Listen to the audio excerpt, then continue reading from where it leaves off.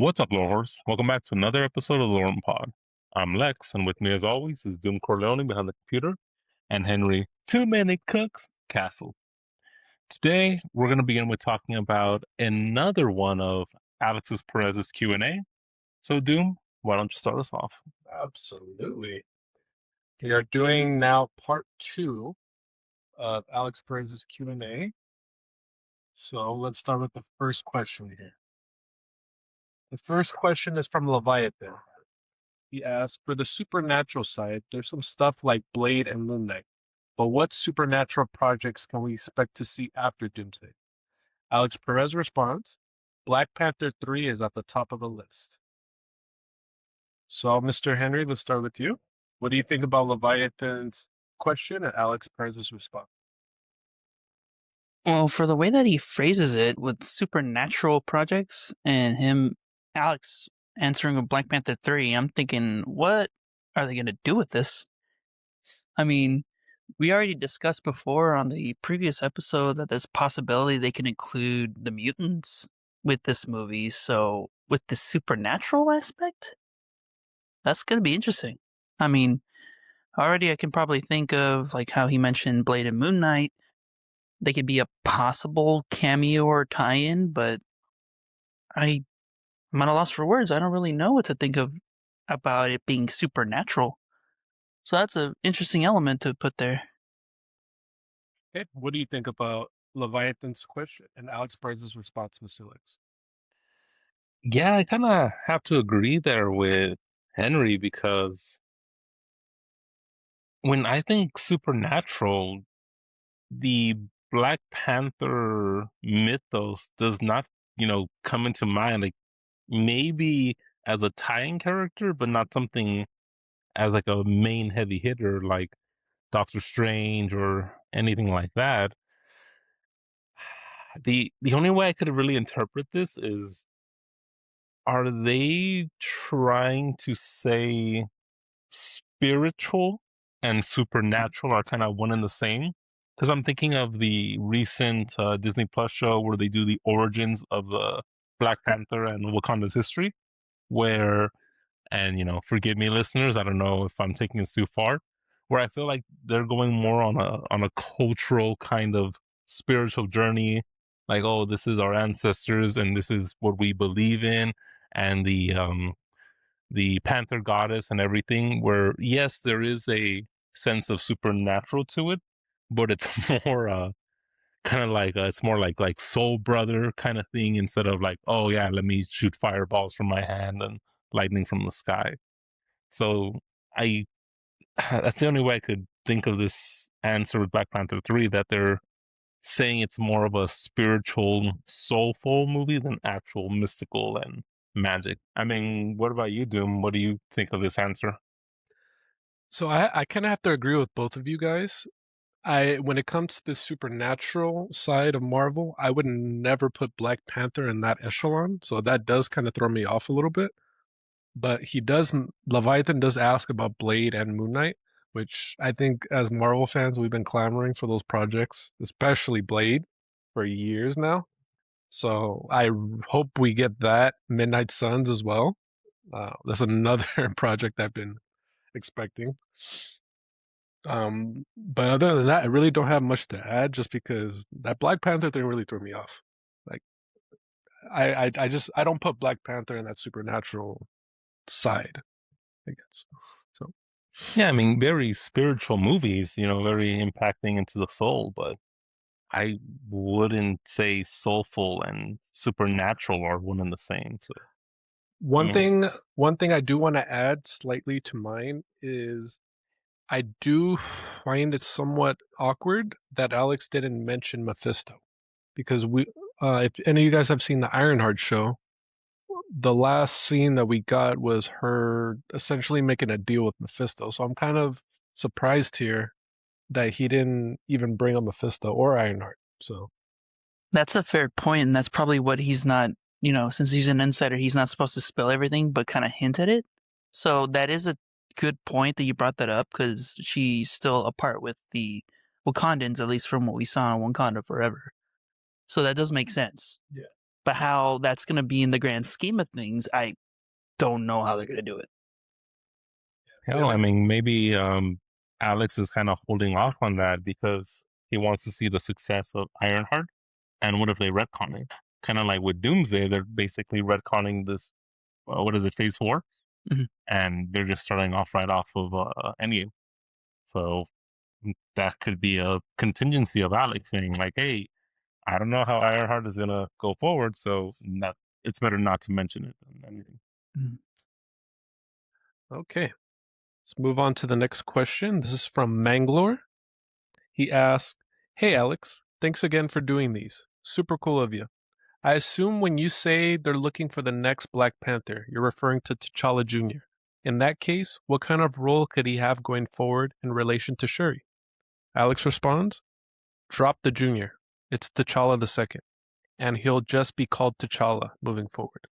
In relation to Shuri, it is far too early to tell, but the few details I have been told about Black Panther 3 involve a coming-of-age story with a heavy emphasis on legacy and what it means for T'Challa to inherit the title of Black Panther.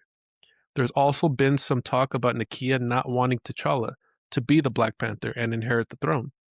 Lastly, there are some other interesting things I can't really disclose yet, but there are several themes that Ryan Coogler wanted to incorporate in this next installment, including a supernatural connections to the ancestral plane and mutants, not just Namor." All right, that was a very juicy question. So let's pass it off to you, Mr. Henry. What do you think about the question and Alex's response? Now, it's obviously kind of juicy that Alex is like, just stop calling him Junior. It's T'Challa II. So I'm like, oh, okay, there's a little spiciness there, a little sass, but I get it.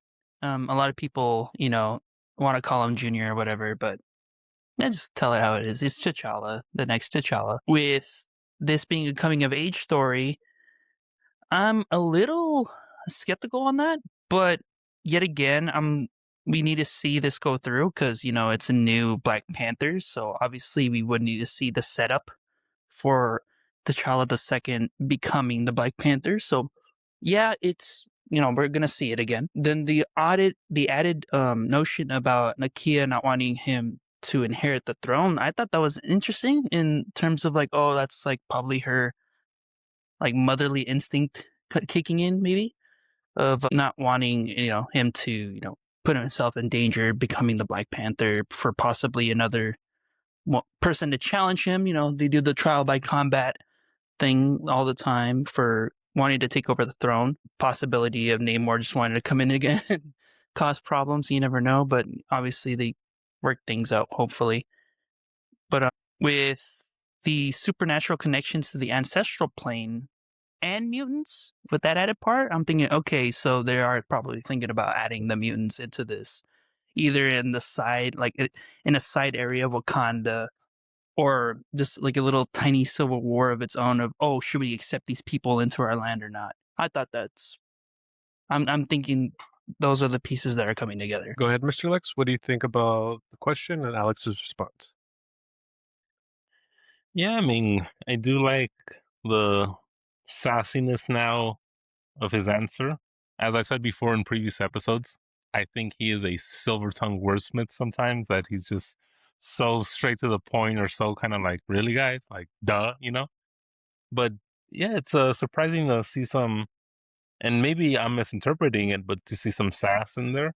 However, I do agree with him that the junior just does not fit this role, because we're talking about kings and this hierarchy of, not what's the word, not necessarily rulers and a whole social class of peasants and everything, but you don't go with the lineage of kings and rulers as junior, junior, junior. It's the first, the second, the third, etc. So I get that completely. I'm just a little surprised that he went that step forward of saying, oh, not only second, but just drop it because he's Chitala coming forward. I kind of feel like that's Marvel's way of, and I know I'm going to get some flack for this, but that's kind of Marvel's way of like, all right, we got to move past Chadwick Boseman. Like, it to me, it just seems kind of like, I get you don't want to be calling him the second over and over again, but to so readily just be like, he's T'Challa, like that's it. It really does seem like a really quick replacement, and I don't know how I feel about that. But to continue on here, yeah, I do gotta agree with Henry here, because if they're doing the whole route of, oh, here's my motherly love and an instinct kicking in, I just lost T'Challa.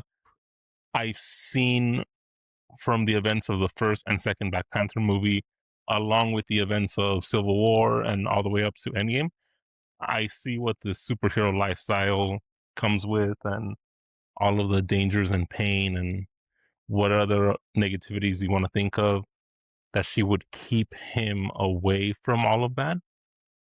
What worries me is that, is this coming of age story gonna be kind of like a copy and paste of like, no mom, like I want to see the world, and it's his Aunt Shuri now being like, yeah, like I'm your ticket in, like let's go. And like I don't want it to be that kind of like predictable. Can't believe I'm gonna say it like this, but like coming out of the hood story. And I'm not saying that just because like they are like Black characters, but it is kind of like that. Like, yeah, like, stay here where it's safe and don't explore the world. It's like, no, like this is T'Challa's son. This is Black Panther. Everyone knows that he would be safer in Wakanda. Everyone knows that he does have the love and support of his auntie, his grandma, the other guy from the other tribe, the one that don't use technology. What's his name? The one who was the voice actor for Batman in the radio show. Oh, No, what's his name? The one who like seems like he's like the antagonist, or like the jerk of the other tribes, but he's the one who's like sticks with them and actually supports them all the way. They were the whites. they were the white. No, I'm thinking of I'm drawing blanks too. Oh my gosh. He's the other leader of the tribe, and he was there in Black Panther 2 with Namor too. Are you talking about M'Baku? M'Baku, there we go. Yes. And then are Oh, you okay. double checking that it is M'Baku? I'm just gonna say it is M'Baku. He has so much love and support and the technological prowess to keep him safe there, that I feel that the coming of age story shouldn't be the whole, oh, I'm your mom and I know what's best for you. Yes, that guy. Winston Duke. Winston Duke, which again, his role as Batman's voice actor in I believe it was the Spotify limited audio series, was amazing. He was an awesome Batman, and I did love his voice there. But going back to the question, he has so much support and technological advantage in Wakanda that if they are going to go the, out of the hood coming of age story, that should be the focal point. It shouldn't be the, oh, I'm your mom, I'm going to protect you. It's like, no, like you don't get any better than Wakanda. And in the state that the MCU is right now, Wakanda is the safest place on earth. Like there is no other place that I could think of, unless you guys, want to chime in, that has the protection of both physical, spiritual, and metaphysical, I guess, lack of vulnerabilities anywhere else. But that's how I see this. I mean, Doom, what do you think about this as a question? So I have many. I'm trying to really pick my words wisely here, but this is all a nasty turd that's just painted over in gold. And what I mean by that is, I've been very vocal on this podcast about how they should have recast T'Challa in the first place in the previous Black Panther movie, rather than go the route of he's dead. We introduce his son that has the same name, and I just don't like this. I don't like it at all, just because it puts who's ever stepping into T'Challa's shoes, he has a big role to fill. Not only because we love Chadwick Boseman, but just because that character, he's very essential to the Marvel Universe. Like, we could have used a Black Panther after Endgame. Like, there could have been very, very good stories that could have been told.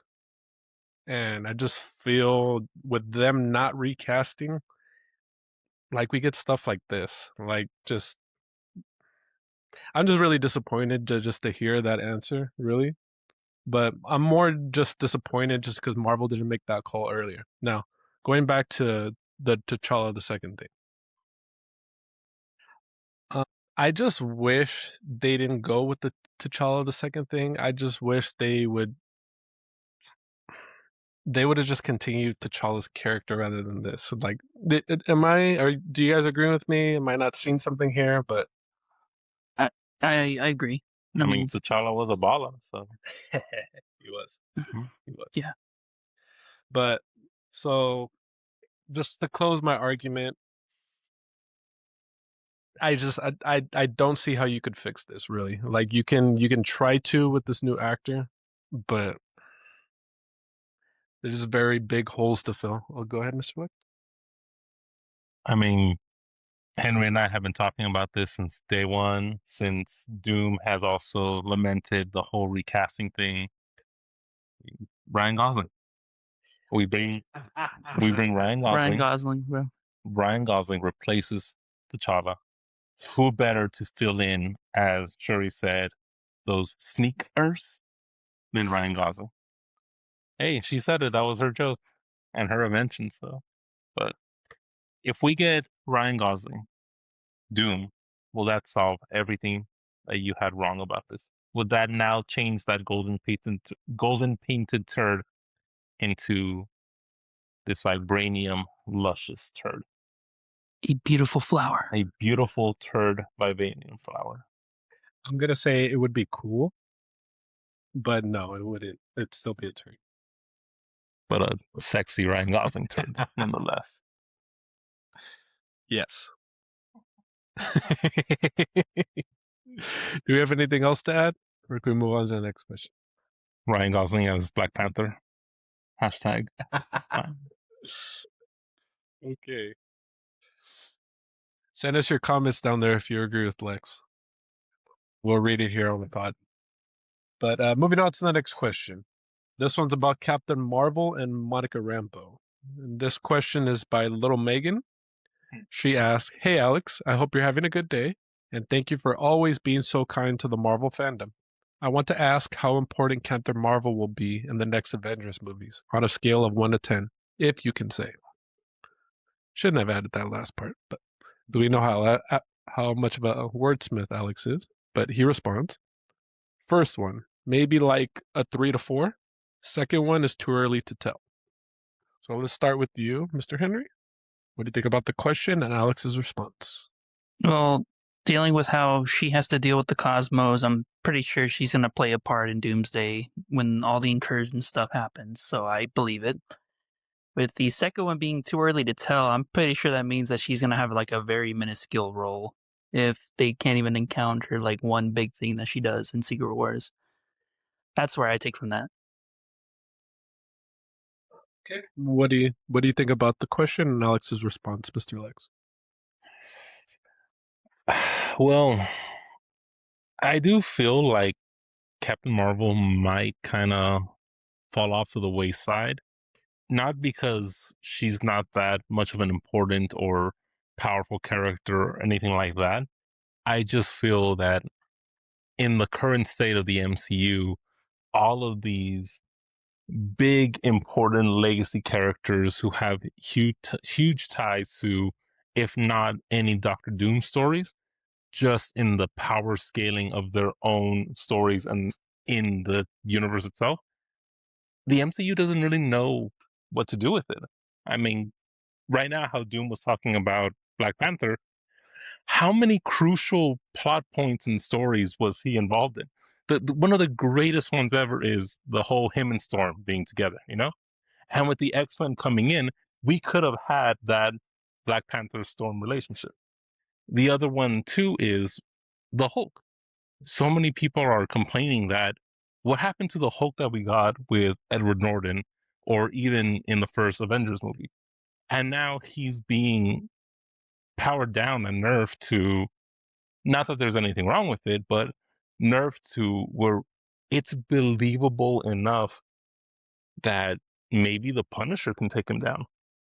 Spider-Man, at least we could see, has a fighting chance, but there are some people saying, oh, it could be a Punisher Hulk fight.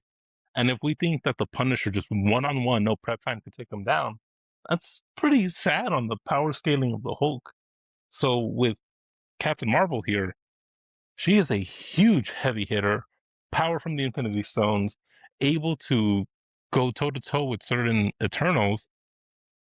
And Alex is saying she's like a 3 or 4 in the importance scale. I see that. I do feel like these MCU writers or directors or whomever is pulling the strings, they don't know what to do with these legacy characters, and it's maybe an issue of power scaling, maybe it's an issue of not knowing how to write a cohesive narrative, but that's how I see it. However, with the Monica Rambeau, I do disagree with you. I don't think it's because she's not as important. I think it's because with the post-credit scene of going into the X-Men universe, we're seeing Beast and everything, that it's too early to tell what's going to happen with her, because we don't even know what's happening with the X-Men. Like we said in the last episode too, we don't know if we're getting old legacy X-Men characters, if we're getting recast new X-Men. We don't know if they're going to be older, younger, etc., etc. So that's why I feel like with Rambeau, we don't know what's happening with her, because we don't even know where she's at and what's happening with the X-Men. So that's how I feel. Doom, what do you think about all this? So first, let me address your point. I do agree with most of your points regarding the fact of like the X-Men, T'Challa and Storm, all that. I agree with all that. So I want to get back to my point about Captain Marvel. So this is just my personal opinion. I believe Captain Marvel was underused in Infinity War and Endgame. I thought she could have played a much bigger role in those movies. So once we scale it back all the way to Doomsday, which is dealing with a way bigger threat, 10 times bigger threat than Thanos ever was, I kind of agree with Alex. Like, she is at that 3 or 4, what is that, scale, just because there are more characters that are way more powerful than her, I think, that have a better chance of giving Doctor Doom a good fight than her. Because if we're really looking at it like this, in Endgame, Thor had to create Stormbreaker to even penetrate. I mean, Pause. Pause. Damn, we're starting early. I know. to To even what? I'm sorry, Doom? Finish the thought. Yeah. Finish it. Finish that sentence. he had to get Stormbreaker to even hurt No. Thanos, to penetrate Thanos. Is that what you want to hear from me? To penetrate his chest. Because he didn't go for his head, right? If I remember, I was. So penetrate the head. Yes. Uh-huh. Should have went for that. But going back to my point though, there are bigger powers, I feel, that could give Doom a better fight than her. I really don't think she stands any chance. It's not like many people stand a chance anyways, but just her by herself is not going to do it. So she would definitely need help. And I agree with Alex on this one. So does anybody have anything else to add? I mean, Henry, I'm not sure if maybe you could also chime in with this question, but in the MCU, who do you feel could take on Doom? Because in the comics, yes, we could name all these people that haven't been announced as far as we know in the MCU. But right now, Captain Marvel is the biggest heavy hitter that we have. So that's why I do feel. Are you ready for this? Are you ready? Sure. Gaia.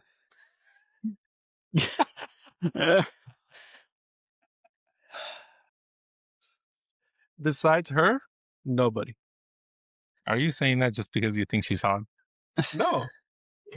And by the way, Indy Navarrete is hot too. You're saying that just because she's hot? Absolutely. Why Oh. Gaia? Why MCU? That's more specific. Why MCU Gaia? So when we're thinking on the power scale, Gaia literally has all the powers. She has Captain Marvel's. She has Hulk. She has pretty much all the Avengers at her disposal, power-wise. I feel literally that's the type of person you need to defeat a Doom. That is a mastery of technology and sorcery, and one of the smartest gentlemen in the whole Marvel universe. You need someone of that. You need someone of that scale to even compete with him. And at this point in the Marvel universe, you guys tell me your answers, but I don't see anybody that one-on-one that could even come close to defeating him. Ready to do this? Sure. Ready to piss him off? Sure. So, Secret Invasion Super Scroll. I feel like that could 1v1 Doom. Right? I didn't think about that. Super Scroll. Yeah, that's where you're underestimating Doom, because Doom would see through that. I'll do you one better, Taskmaster. MCU Taskmaster. I'll do you one better. Who is MCU Taskmaster? Dead. Dead. Sorry, spoilers. I just want to add that they did Taskmaster totally wrong in the MCU. I agree wholeheartedly. 100%. Yes. Oh, man. I really hope that it's going to be another one of the, what is it, Iron Man 3 and Shang-Chi switcheroo, where it was just a stand-in for the Mandalorian, and then we have the real Mandalorian. So this Taskmaster was like that can't be prototype. This Taskmaster would have been a replica of the real Taskmaster that they were just trying to make into like that chip bio, like mechanical organism thing. I freaking hope so, because really that hope would so, that would be amazing just to see like him be like, you had an AI chip try to replicate what I do, and he puts his shield down and is like, hell no, I'm going out there. It would be great to introduce him like that. Like nobody can copy Taskmaster like me. He's like, I can't have no one tarnish my image. What am I? A super scroll? The Super Scroll. So I think we're all in agreement that Secret Invasion was the best thing ever because it gave us a Super Scroll, which will beat Doom. And that's your wish right there to see They Super totally Scroll followed that versus Doom. storyline, right? Yeah, that was the best storyline. Super Scroll beat Doom. That's it. We gave you the plot of Doomsday. Doom? Even Any closing remarks on that? I just have this to say. Now, moving on. This next question is from the same person, Little Megan. She asked, are there any fight/action sequences that we can anticipate with Captain Marvel? I hope they don't sideline her, especially how powerful she is. Alex Perez responds, in Avengers Doomsday, nothing that I can disclose. What do you take from that, Mr. Henry? that in and of itself, I'm pretty sure he's like, yeah, I can't really say anything about this because then I'll get like NDA'd. So I'm assuming that means yes. I want to take that into consideration that yes, there probably will be a fight. How long the fight's going to be, I don't know. Honestly, it could be a fight between her and Doom. It could be a fight between her and an X-Men. We don't know, but because obviously he can't really tell us. So, but I from that I can think maybe yeah, he's like, yeah, she's in a fight. Just I can't say who. Damn NDAs. All right, Mr. Lex. I think the whole world is waiting to hear your response to this. I mean, I don't really care for Captain Marvel. I mean, she's cool, but like, she's no Batman. That's for sure. Again, kind of like we just said with the last question, in terms of heavy hitters, she's the MCU's biggest heavy hitter right now, and I guess that's why Megan, unless she's a super fan, I guess that's why Megan is asking these Captain Marvel related questions, because in the current team we have, who else can maybe stand a chance with Doom? But like I said earlier, yeah, that that answer of her importance scale. What was it, like 3 out of 4 or 4-ish on the scale? I reiterate that with this next question. It's 3 or 4. Like, who cares? I feel like she's just gonna be used kind of like Hulk was used in the beginning of Infinity War, where he and Thanos had like the one-on-one wrestling match. Like, oh, this is just to show you, oh, you think the Hulk is powerful? Well, Thanos can beat him without any weapons or anything. Same thing here with Doom.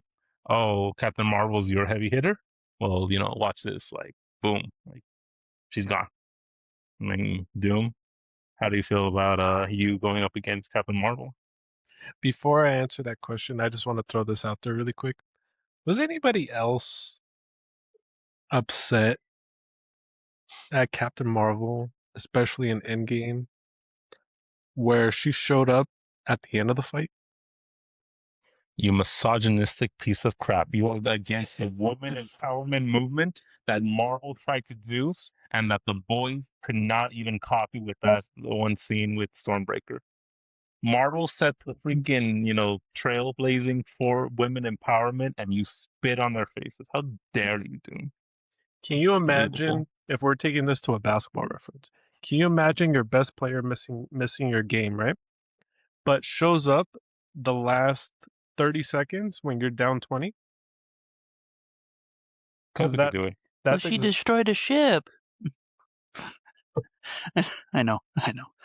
They could have used her help the entire fight, but that's neither here nor there. Yeah, no. So go ahead. Bro, she was using a pager, bro. Like the signal sucked, bro. I swear I heard like the dial tone on that pager too. You mean to tell me you have a pager that could reach light years away, but you can't be there when the world is about to end? Well, she's light years away, so yeah, bro. She ain't the Flash either, bro. Well, she ain't the Flash, but she could definitely get there pretty quick. We saw her take Tony Stark when he was pretty much dehydrated and no food. Got him there pretty quick, so. We don't know how long it was. I mean, he literally could have been like right outside our solar system. Yeah, but it couldn't have been too long. So, but anyways, I want to go back to that. No, I want to hear Henry though, like how he feels about it too. About what? Her arriving late? Usage, yeah. She arrived fashionably late, guys. Come on. I did like her haircut. It was fashionable. It was. No, it really was. It really was. I gotta give it. Straight out of the comic. Okay. So going back to this question here. I definitely don't think she'll be sidelined. Wait, am I reading the right question? It's this one? Yeah. So I don't think she'll be sidelined. Like I said, she's definitely going to be involved in the fight, or at least I believe so. Especially because, like I said, we're dealing with more powerful characters. We got the X-Men, we got Doom, so she's definitely going to be utilized. The only question is how much are we going to see? Because there's so many characters. So so just to answer the question, I do feel when it comes to the fight action sequences, she's definitely going to have like a major fight that we're all going to remember. She just has to. She's very, very powerful. So I definitely can see that happening. Better be against the patriarchy. Women's rights. Let's go. I heard the crickets. Okay. Does anybody have anything else to add before we move on to the next question? If you don't say anything, Henry, you're a misogynist. What do you mean? Wow, like I have nothing to say. No, I said something though. I did say something. Just not what you wanted. You mean not what the system wanted? Gosh. The only system I know is System of a Down. Sick ass. Sorry, that's my childhood band growing up. Okay, let's move on to this next question. It's from Khalil. He asks, "Hi, Alex. Monica Rambeau, what is her role in the next 2 Avengers films going to look like? Have you heard about her and Carol's role in Doomsday being reduced? Any statements on that?" Alex responds, "Just the same as I mentioned before, no changes yet." Mr. Henry, what do you think about that response? Well, that was brutally honest. Just straight out the point, no changes yet. Okay. That was very... what else to read from that other than, possible that they're going to have just either minor roles such as Monica Rambeau. She's probably going to be the bridge to the X-Men entering this universe or whatever, because we seen her with Beast in the end of the Marvels. But with Carol, I mean, as we said before, she's probably gonna have an importance to 3 to 4 scale, and probably have a big fight, but then that's it. So, I mean, he didn't really tell us much with this answer, so that's all I could take. And let's go to you, Mr. Lex. What do you think about that question and the response? Oh, I love his response. I love when Alex gets like this and it's just like straightforward. My question isn't even with the question of the response. It's like, who the hell are these like Captain Marvel fans like coming out of the woodworks? Like, I know she has a fan base. Don't get me wrong. Every hero and villain has a fan base, but when did she and Monica Rambeau become so important? Like, Kel, like I feel like Rambeau was more important in WandaVision than she was in the Marvels. So it's like, what the hell is going on? Hell, I'll even take Monica Rambeau over Captain Marvel right now because I feel like she has more story potential than Captain Marvel. But Doom, what do you think? So I want to answer your question really quick. So I actually do agree with you. Captain Marvel, I don't like the way they've kind of set her up in the MCU. They kind of set her up kind of as an outcast, really. Like, we call you when we need you. If you show up, type thing. So, Like impossible, call me, beep me if you want to reach me. exactly. Yeah. Exactly that. Yes. Yes. That was actually a good narrative. So, I do agree with your point on that. So going back to the question here. Oh, I'm sorry. There's one more point I want to make. I do agree with you about the Monica Rambeau part. She definitely is more important right now, story-wise, than Captain Marvel, which is very sad because we just discussed on the last question, she's very, very powerful. She should be as powerful as she is. She should be at least leading the Avengers, I think, because she is that powerful. So it's kind of disappointing just to kind of see where her arc is at. But going back to this, I think Monica Rambeau is going to play a very important role. And not only obviously with the X-Men because she's in their universe, I think that while she's been with them, she's been connecting with her mother. And remember in the MCU or in our 616 universe, she lost her mother. And she was very close with her. So I feel off screen, she's definitely redialed that relationship. Probably not to like the mother-daughter relationship, but she gets to know a variant of her mother, which then she learns a lot about her. She gets close to the people that she's close with. So I think it'll be a family dynamic once we finally get to meet her, the X-Men, and then 616, the clashing. That's going to be very interesting to see. So just from that alone, I definitely think Monica's going to have a big, big role in not only Doomsday, but in Secret Wars as well. So, anything else to add? No, I can't say I have it. Okay. This next question is about the Champion/Young Avengers, and it comes from Liam / Kate Bishop fan. He asks, "Hello, Alex. Thank you for doing this, and thank you, Lizzie, for running the page and site as always. This is probably the third June/July in a row I've asked, but do you think, or is it likely or possible, champions will be announced at SDCC, San Diego Comic-Con, or D23 this year?" Alex responds, "There is a possibility. I heard they'll be unveiling some titles later this year." Let's start with you, Mr. Henry. What do you think about Liam's question and Alex's response? Well, going about how this person worded his question, like, it was very, like, pushy. I don't know if it came out to you guys the same way, but yeah, I was like, oh, geez. He's like, this is the third row or the third week I've done this or whatever, and you guys haven't answered. That's why I read off of that. So I was like, oh, calm down. But no, that's a good answer that Alex gave him, which is like, there's a possibility they might be unveiling some titles later this year. Well, it makes sense. I mean, they're already setting them up. So I do believe that they'll probably announce something. I mean, we already have Ironheart. We have, what is her name? The other Miss Marvel, the third one. Oh yeah, Miss Marvel, Miss Marvel. Kamala. Kamala Khan. There you go. yeah. Kamala Khan. They have her. I believe Nova's in it as well in the Champions team. Nova? In this MCU rendition, I heard that's what's trying to happen, Mhm. so they could just go full Nova Corps. True. Okay. And then there is Hulk's son, or they briefly introduced him, but I think he's in the team as well. Hulk's son. We don't know how the MCU is going to take Yeah, it. I know that's the thing. Like I'm just spitballing here who can be in that team, but yeah, I mean, it's entirely possible they're already setting him up. They're in phase 5, I would say, or like in parts of phase 4, phase 5. It makes sense if they're gonna continue with this. Okay, so what I pulled up right now, I pulled up the current members of Champions. Yeah. Again, I think this is more comics, but we could just go off of this. Sure. We have Miss Marvel, Kamala Khan. Mhm. We have Spider-Man, Miles Morales. We have Nova, Sam Alexander. We have Amadeus Cho. We have Vision, which is the daughter. Yeah, Vision? Vision. Okay. Yeah. We have Wasp. We have Joaquin Torres Falcon. We have Ironheart. Mhm. We have the Locust, Patriot, Power Man, and it says here a former member is Cyclops, which I believe it was the young Cyclops. Yeah. Okay. So yeah, I already hear like half of those people are already in like the MCU currently, so that's possible. Are they gonna do something with them? Yeah.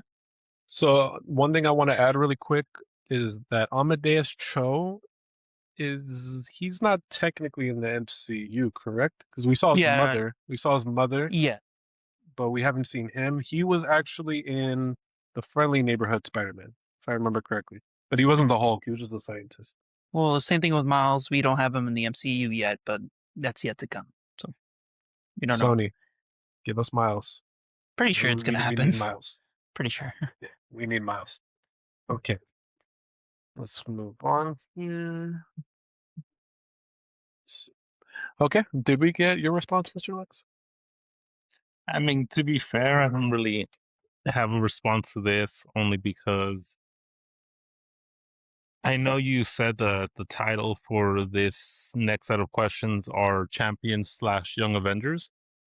But with the Champions, I doubt they're going to give them that much, for lack of a better word, I don't want to say respect, but I doubt the MCU is going to give them that respect to build a good Champions team, especially since most of the people that would be on the Champions kind of has to fill the spot of the Young Avengers, because again, look at the state of the MCU right now.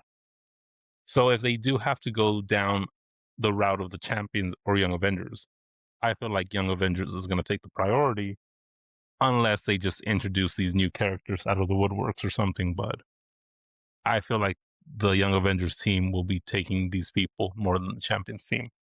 Or if they do the Champions, it's just going to be poorly done. But Doom, how do you feel about, I guess, specifically the Champions, right, here in the MCU? I'm going to be very honest with the audience right now. I really didn't know much about the Champions. We actually learned about them last episode. So I don't really have much to add here, other than it would be cool just learning about the members and the roster that it has. But I just, with the MCU as currently constructed and where they're at story-wise, it's just, I feel like it's a little too much right now to add them in a Doomsday and Secret War. So if anything, this could possibly be set up maybe during the X-Men saga, which even that is a stretch to me, but just to me, this feels highly unlikely. That again, that's just my opinion. Does anybody have anything else or anything different?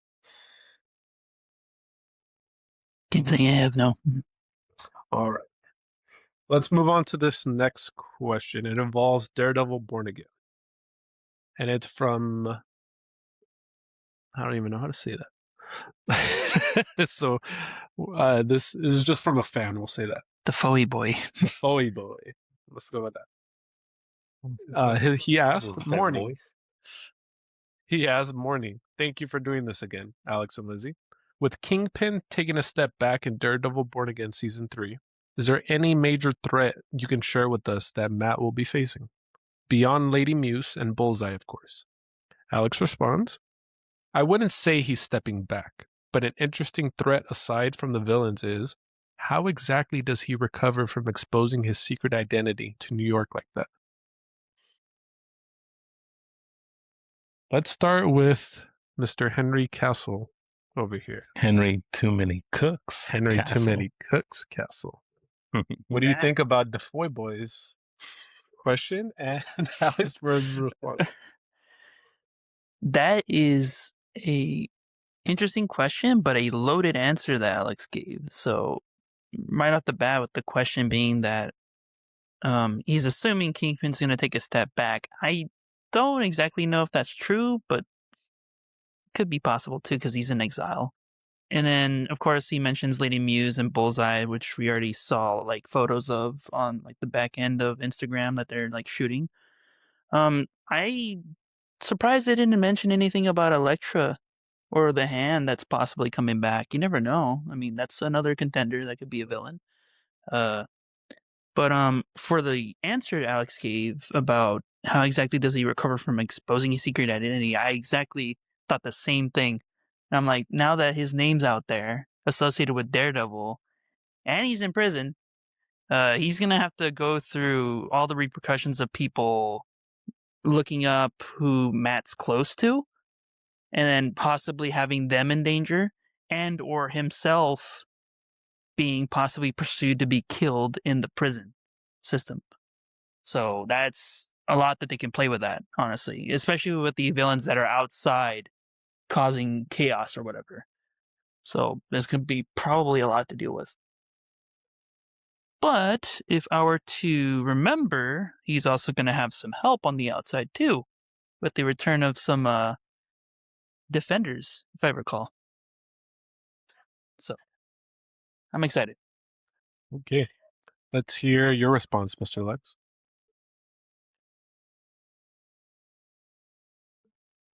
Yeah, I gotta agree that taking a step back probably isn't the right wording for Kingpin. I would say more biding his time, because to think that Kingpin would just be on that island and just going like, all right, well, screw it, like there's nothing I can do. I'm just gonna twiddle my thumbs and relax in the sand, especially after he said he doesn't like sand. Anakin Skywalker reference. But anyways, yeah, he's not just stepping back. I feel like if he's not actively plotting, he's just biding his time, like waiting to strike again. I guess kind of trying to see where the dust settles after his power vacuum, after the events of Born Again. So that's with Kingpin. One thing that I loved about Alex Perez's answer here is that he kind of sidesteps who the next villains are going to be. Because the point of the question was, hey, who are the new threats? I do like his sidestep because forget the threats. How does Daredevil recover from exposing himself as Matt Murdock? And I'm going to go with the half serious, half joking answer. He's going to be like, hey, Peter, how did you do it? Oh, Doctor Strange? Yo, Doctor Strange, make everyone forget who Matt Murdock and Daredevil were. And just... But if we're going for a serious answer, in this MCU setup, I feel like he can just go like Punisher, because who does he really have to care for other than Paige and Elektra? Because no brothers, no sisters, no sons, no daughters, no nieces, nephews. So he can just go about it like Punisher and be like, oh, well, everyone knows Frank Castle's a Punisher, and he's still out there punishing. Oh, well, everyone knows Matt Murdock is Daredevil, and he's still out there being Daredevil. I mean, there's even comic runs too, and one of my favorite ones is when he grows out the beard because he has nothing to lose. It's like, well, yeah, I'm Matt Murdock, but I'm still gonna be the what's his phrase?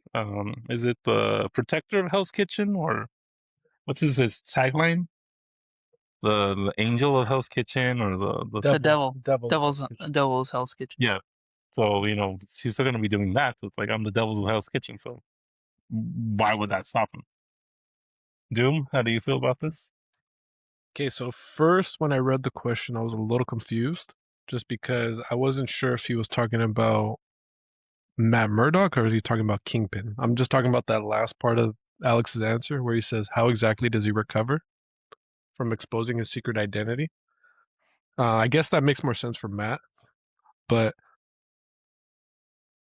I think with Matt, I don't think it really affects him much other than the fact that you can't live in an apartment in New York City, really. Because I mean, you can't live in an apartment in New York City now. Hello, inflation. you're not wrong. Socioeconomic check. Let's Yeah. go. Henry. They're lawyers. And they can afford it. They're freaking pro bono lawyers. Did you not see the offices they were working? I know, but I'm assuming they can make enough. Bro, this is like 2003 Daredevil with Ben Affleck and John Favreau, where all they have is like signed memorabilia and like a bunch of like. Oh yeah, okay, fair point. Yeah, they're making a huge killing there. Yeah. I mean, a peer could do it. Okay, they may not have the financial to back it up, but they definitely have the fame because they've taken on some big cases. So I do. Shut the fuck. I'm not touching that. Did No, I'm sorry, go in there, man. Hey man, those are the big cases. I'll get you that fame. Amber Heard. Just don't drink the wine. Anyways.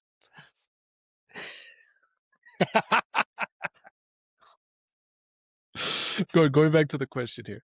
So I want to get back to Kingpin really quick. So Alex says here that he's not, that he wouldn't say he's stepping back, but an interesting threat. I don't think any of the stuff that happened at Kingpin in season 2, am I correct? Season 2? Of Born Again? Yeah. Yeah. Well, I mean, he was there throughout the whole. Like what specifically? So my point in saying that is he was completely ousted from his position as mayor. Completely ousted, embarrassed. Yep. What did you say? Mhm. I don't think that affects him really because as a villain, you're kind of already used to that type of energy. You know what I'm saying? Yes, it's now with a different audience. It's not your peers, it's everyone else, but I don't think it's really going to affect him. Where I think it affect him is losing his wife. I think that affected him more than the public perception of what he did as mayor. So I think that'll be the Kingpin we will start with in season 3. But going back to Matt, I don't see how that affects him either. Like I said, unless it has to do with him living in New York City. That'd be the only way I see that it affects him. Because he's Daredevil. Are you really going to rob Daredevil's apartment? You're really thinking about that? He won't see it coming. I do like that point that you made about Kingpin, though. It's kind of a yin and yang with them both. If you think about it, they both have nothing to lose anymore. Matt has lost his identity, and then Kingpin lost his wife. I mean, Matt still has Paige, though. So. True, but now that his identity's out there, they can go after her if they really want to. I know she can kick ass, though, but still, like, any higher power can really go after anyone that he likes now. Which is why that's something to, like, crutch Daredevil with. It's like, she's the crutch. And, yeah. But Kingpin, for sure, nothing to lose. Like, he'll be coming back and it'd be like that. He killed how many people at the end there? Amazing, yeah. Like, he's literally going to have that, like, energy of the... He was punching civilians. Yeah. I know. Like, he broke a dude's back in half, like Bane and Forget Batman. that. He mushed a dude's face and taped it in. I know. At the risk of YouTube copyrights, I mean, Kingpin's going to come back and just have, like, that song, like, I got enemies, got a lot of enemies, just straight up blasting that. Okay. Does anybody have anything else to add before we move on? If you're going to rob his apartment, just blindside it and you're good. You have to be very quiet because remember he can hear everything. Ooh, A Quiet Place in the You MCU. can hear cars cities away. I'm pretty sure you can hear footsteps. You hear your breathing. Unless you get those sneakers from Black Panther.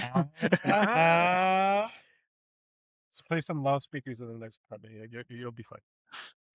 Okay. Now moving on to the next question. It's from Defoy Boy. He asked, "Do you know what the plans are for Buck Cashman in the next season?" Alex Perez responds, "No." First of all, who is Buck Cashman again? Kingpin's right-hand man. The posh dude. The like, one that killed. Daniel. Yeah. That's Buck. The handsome guy. That was so brutal. I just want to know. No. Do you have anything to add, Mr. Henry? Or are you going to be Alex I'm Perez gonna- and say no? I'm gonna take his word for it. I mean, the last we've seen him, he just leaves after killing Daniel, so which was a little heartbreaking. I wanted Daniel to live, possibly become the Rose, but oh well. I mean, there's still a little thing of, oh, did he really, kill him right then, or did he like shoot his eye out or something, make him blind? Some people survive that sometimes. Carl from The Walking Dead, but Kingpin from Echo. all right. I thought you were gonna go with it, dude. That was the. I mean, I'm gonna be honest. That went way past. That went way past me. No, it's the Kate Bishop show, not an Echo. But she's the one that did the. Oh, you're right. Technically, it she's the wasn't one Kate that did Bishop, the yeah. shooting of. You mean Kingpin. Hawkeye? Yes. But it was Kate Bishop, that was in the Nah, it whole was a thing. Hawkeye show. I know. But I wanted more Ronin, but Well, yeah. So other characters like that. Yeah, I mean, if they're gonna continue his storyline, where the heck is he gonna fit? I mean, he just left. He abandoned Kingpin, so that's it. I don't see how Buck can come back, unless he wants to, still pursue Lady Muse in a weird relationship type of thing. But that'll be like a really small subplot, in my opinion. You have anything to add, Mr. Lex? No, I mean, Henry literally just took my opinion or my answer to this question as well, because that's the perfect place to put him in the Lady Muse subplot. Because Lady Muse is going to be, I would assume, a major character in season 3. And he already had like his thing with, I forgot her name in the show, like Lady Muse's name, the psychiatrist, whatever her name. But I'm just going to say Lady Muse. So why not? You keep his character alive. I thought he did a really good job in the show, right? I mean, fellas, did you enjoy his character? Yeah. I like that they incorporated his character into the original Daredevil series. They had a scene. The tie-in? Yeah, the tie-in. Yeah, there you go. Yeah, so again, an amazing character. I want more of him, and the easiest way to fit him in narratively is like, oh, well, he has a thing for Lady Muse. So, hey, while I'm waiting for Kingpin to, bust out or come in or whatever, hey, I mean, I got the hots for Lady Muse. Put him there, and he's good to go. However, I gotta say, I love Alex's answer. This is his one-worded answer is the best. Like, I wish I could like shake Alex's hand and just be like, I love when you answer like that. It's sincerely, unironically, I love it when he answers like that. It's the best. Doom, do you have more than a one-worded answer to this? No. Yes. No, I'm just kidding. Okay. I have a short answer to this, and if I'm being honest with you guys, don't know and don't really care. There are bigger fish to fry in Daredevil than Buck Cashman. So, yeah, that's just my take on it. That's fair. It's not fair. He was handsome. He was stylish. He was like a Bond. He was like a little mini Bond. Don't you dare curse James Bond like that. Don't you dare. I wouldn't say he's the James Bond. It feels like a little early Alfred Pennyworth. Nah, he's not an early Alfred Pennyworth. Alfred Pennyworth got things done. No, early SIS Alfred Pennyworth. Nah, he's like, James Bond and what was the game that came out? GoldenEye? 007 First Light. First Light, where like he didn't even know how to order his drink. That's the Buck Cashman right there. Okay, we have one more question involving Daredevil. So let's move on to that. It's from Seed. I think that's how you say it. Side, maybe. Side. Probably looks like Side. Yeah, SEID. So I'm assuming it's Side or Seed. Or We'll go with Side. So he asked, You've once said that they're adapting the Devil Rain story conclusion into a crossover film featuring Spider-Man. But that doesn't seem to be the case anymore, since the Mayor Fisk arc just ended. Yet Kingpin is coming back in Born Again Season 3, and Nucci got away in the Punisher special. Is there more to the story? Could the crossover film be a gang war comic adaptation with the magia being introduced? Alex responds, there's more to it than meets the eye. Just remember, adaptations are never 1-1. So, Mr. Castle, what do you think about that response? Of course, I agree that adaptations are never 1-1. Try to get them as close as you can, especially with the MCU. They have to do their own thing, so it makes sense that he answered that. But I would totally love to see them together in a film. I mean, we're pretty much hinting at it happening in the new Spider-Man film coming out, so there's that. But if they're going to adapt the Devil's Reign story, that would be awesome. Although I feel like they're gonna go past that with Doomsday at this point, so what's left of it is probably gonna be in the Spider-Man movie that we have coming up.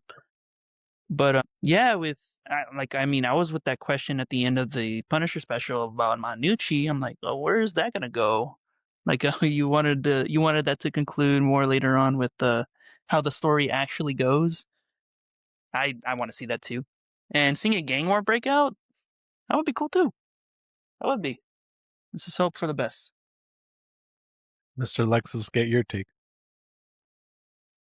Again, I always agree that adaptations are never going to be 1-1. And here, I do agree that the Devil's Reign story, if they try to adapt it now, it really doesn't make any sense at this point in the timeline.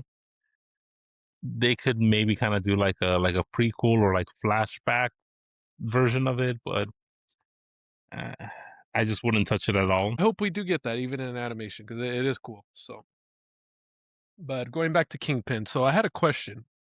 There was something here mentioned about magia. Yeah, where he says here in the last part of the question, could the crossover film just be a gang war comic adaptation with the magia being introduced? I do not know who the magia is, so I looked it up while these guys were doing their takes, and here's what I gathered. The magia is a vast crime syndicate operating in the United States, formed by a number of crime families, such as the Manfredi crime family and the Lombardo crime family. And they do have ties to Kingpin here, which I will read to you guys. It says here, the Magia, specifically the Lombardo crime family, was one of the criminal organizations that Wilson Fisk sought to forcibly recruit into an extortion racket through his control of the FBI New York Crime Division. So in relation to Kingpin here, in relation to that question, that could be pretty interesting for season 3. I actually could see a story that they could gather out of that. But the only question I have with that is, how does that connect with Wilson Fisk being ousted? Does that have any repercussions or do we even know what's happening with Matt Murdock right now? How is that going to affect?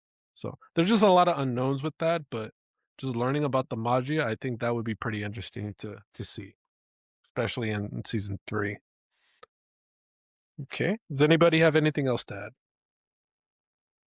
I also read further into it, and apparently Bushmaster becomes the leader of the Magia, so that's interesting to read.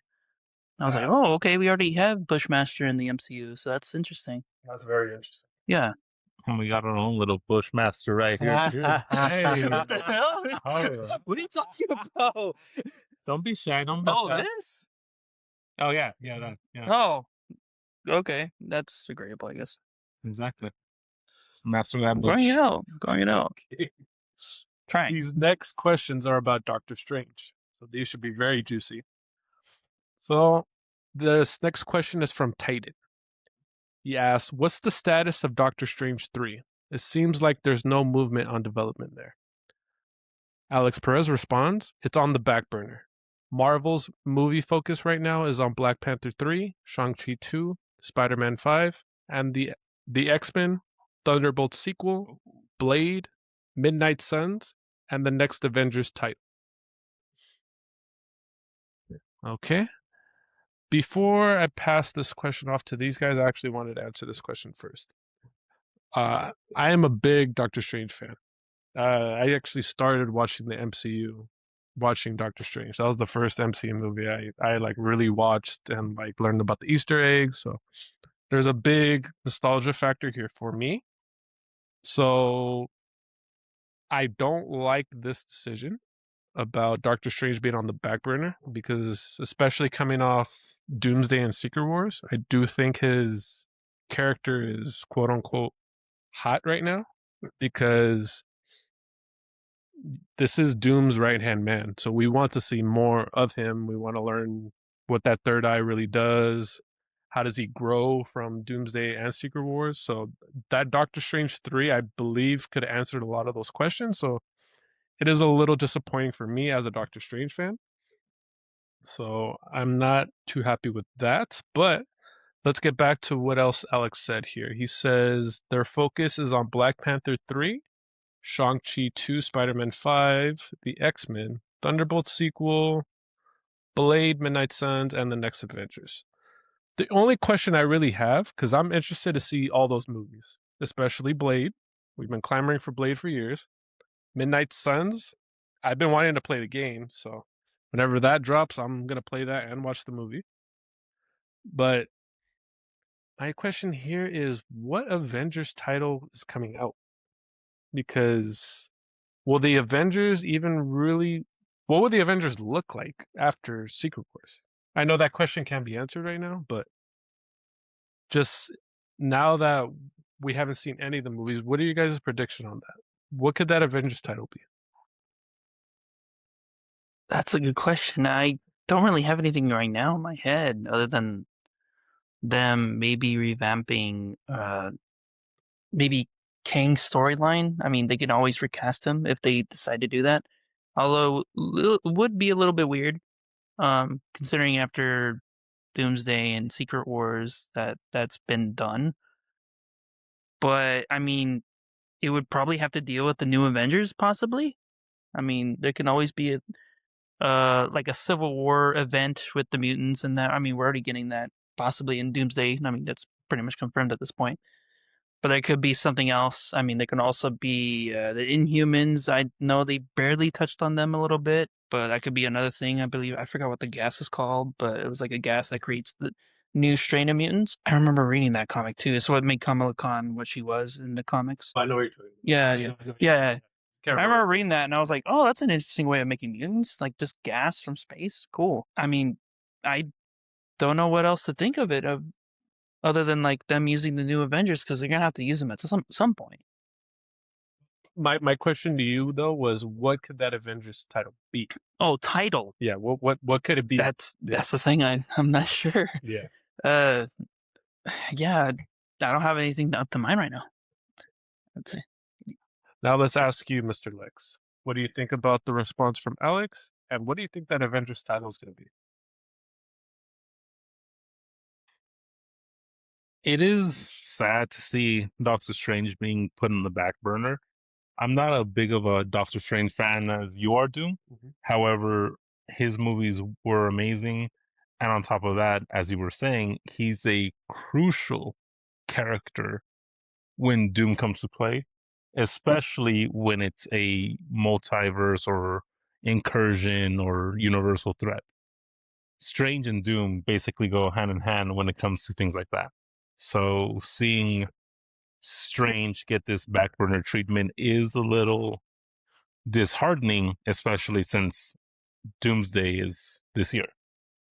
However, moving on to the different titles, well, yeah, they're going to keep on making Marvel movies and shows. So just, what's next? Well, apparently Black Panther 3 is next, Shang-Chi 2 is next, Spider-Man 5, and X-Men, etc. I might be reading this answer wrong, though. To answer your second part of the question, why can't the next Avengers title be Doomsday or Secret Wars? I'm reading it as, oh, the next Avengers movie. Well, the next Avengers movie is Doomsday. Or at the time that this is written, oh, we know it's Doomsday. Well, the next one after is Secret Wars. Like, I'm just reading this as he didn't want to be bothered typing out Doomsday, so he just put the next Avengers title. So that's how I'm kind of reading it. Not that a future project, just, the next one is Doomsday. So my only question to you on that would be, okay, so he just didn't want to type out Doomsday or Secret Wars? Is that like what you're saying? Yeah, like he just put like, oh, well, we know what's coming next, so he's just the next Avengers title. Okay, so let me ask you a follow-up. So we know that the next saga is going to be strictly X-Men heavy, correct? That's what we're That's what we're assuming, Yeah, right? that's what we're Based on all the assuming, yeah. rumors. So based on that information, and based on all these movies that he mentioned, because they're all going to have to do with mutants, where did the Avengers fit in? Well, there is that comic, and I'm not saying a specific run, but there is that comic adaptation that can go with where, as you guys, the audience, might know, for some reason in the Marvel Universe, the mutants are treated as second-class citizens, and everyone hates mutants. Like, I know that mutants was supposed to be like an allegory for, racism and classism and everything, but it's just funny that everyone praises all these other heroes and all these other superpowers. Like, oh, you got cosmic energy? Like, you're a hero. Oh, you got bit by a radioactive spider? You're a hero. Oh, there was a lab accident? You're a hero. Oh, one of your chromosomes is a different DNA structure? Ew, get away from me, mutie. So the only thing I could think of with the Avengers is because they have had clashes with mutants. So if we're gonna do that, well, the next Avengers title, like, oh, it's Avengers, Mutant Menaces. J. Jonah Jameson comes out. It's like, oh, he's a menace. There we go. That's all I could think of. It's just, all right, fine. Avengers, Mutant Menaces. Go from there. Okay. Doom, I mean, how do you feel? I know you answered first, but how do you feel about like the next title? Since you asked that question, what do you think the next title is? That's the part I'm confused about. Because me knowing that the X-Men saga is coming, see the way I'm envisioning the universe going is that the Avengers are pretty much going to be in the background. The focus is going to be all on the X-Men, kind of like how we started with the Fox X-Men a little bit. I believe that's the next saga that we're going to get. So I just have so many questions because like I said, I'd have to see Secret Wars to really answer this question. But with the way the MCU is set up right now, we have two different factions of Avengers. So are those two going to come together? Are some going to get killed and replaced? Or there's just I have so many questions to answer that. So I'd have to really see Secret Wars to answer this question. Well, and you wanted us to answer that question. I just wanted to see what you guys would think. I mean, I take it that Doctor Strange is probably going to have a lot of screen time in these two Avengers movies, so I'm assuming that's what they're kind of like hinting at. Oh, it's on the back burner because he's going to have a lot of time in these two movies. So he will have his moments of importance, and then, he's crucial for the plot. Yes, it sucks that they're going to focus on these other movies, but damn, no one caught that they outright just confirmed that they're going to make another Spider-Man film just right there. I didn't even know that. Like, I thought that was rumor already, but he just said it. So I'm like, damn, I can't even think of what they're going to do with Spider-Man 5, but that's cool. So the whole I did catch Spider-Man 5. The whole thing about that is I can't get excited for it until I've seen Doomsday until I've seen this upcoming Spider-Man. Oh, exactly. Okay. So I can see where the story arc can go. I just don't have anything like But when they mention all these movies, are all these movies happening after Secret Wars? Is that what he's saying? Yes, what he's pretty much saying is that these are the next movies in line for development. Okay. Right after Secret Okay. Wars, yeah. Okay. So they'll be right after all those two. Okay. Which I just want to add really quick. I don't know about Blade because we've been hearing about Blade for years. Yeah. So I'm a little skeptic about that. Yeah. Midnight sadly. Suns, I'm a little skeptic about, only because Blade is involved in Midnight Suns. Yes, he is. So we would need to have a Blade project in order for that to even happen. Really quick, when is Secret Wars supposed to come out? Next year? December 2027. And it's a confirmed date of next year? Correct. I believe so. Remember, it got moved up 6 months. So then for basically a whole year and a half, we're not going to get any other MCU movies? So I'm actually glad you asked that. There was a rumor at the time of this recording, it was either a week or two ago I saw, where Marvel, there were some rumors coming out that there was a movie in between Doomsday and Secret Wars. It was an untitled Avengers film. Right, and that's what I was thinking That's too. what you're thinking? Okay. So if we're going off that route, I don't even know how to speculate that, because in order for me to even pose an answer to that, I would need to watch Doomsday just to give me some sort of where are they going with this type thing. So I really don't know. That one I'm kind of at a loss for words. Because it just seems like what a waste for Marvel that after Doomsday of this year, it'll be a whole year where they have nothing.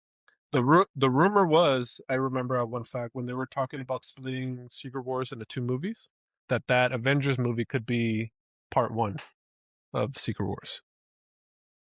So it could be that as well. What do you think, Mr. Henry? Yeah, still, I mean, that does suck. I mean, I was curious about where they're going to go with, for one, Clea. I mean, they introduced her in the end of the movie. I wanted to see where that go, because I was unfamiliar with her character. And then also with his third eye, I also wanted to explore that more too. So just to see that, we're going to have to wait until they'll probably explain that briefly in Doomsday. Yeah, it sucks. I mean, I'd want to know more. That's just how I think about that stuff. But just to answer your question really quick, Sure. Clea is actually dating Doctor Strange in the comics. So that's actually his girlfriend. Yeah. So she just shows up out of nowhere and be like, "Oh, hey, we gotta go." Well, I mean, if Charlie Sentinel showed up out of nowhere and said, "Oh, hey, we gotta go," also, you wouldn't go. I mean, also I may add that she is Dormammu's niece. I mean, I don't care. She's still hers. Yeah. So. Oh shoot! Yeah. Do you remember Dormammu? From Yes, the I first remember Dormammu. I think he was also in. Is he in X-Men '97? Dormammu? He was if in, he was in did, an animated show.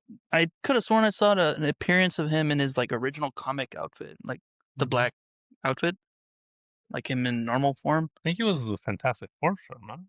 Yeah, it was. I know it was an animated show. I definitely saw him in there. I just don't remember which. He's on a lot of things, honestly. Like the Spider-Man, I think he was in the like '90s Spider-Man show too. Which I'm currently watching right now. It is amazing. Oh, best one. It is amazing. Or no, best one. Okay. Do we have anything else to add before we move on? No? Okay, let's move on to the next question. This next question is about Ghost Rider, Moon Knight, and Midnight Suns. And this first question comes from Pokey Harsha 5506. She writes, "Hey Alex, thanks for doing this. Appreciate it as always. Will Ghost Rider be getting a movie in the next saga, or will he just be in the Midnight Sun stuff? Alex Perez, nothing I can confirm yet." Let's start with you, Mr. Lex. What do you think about Pokey's question and Alex's response?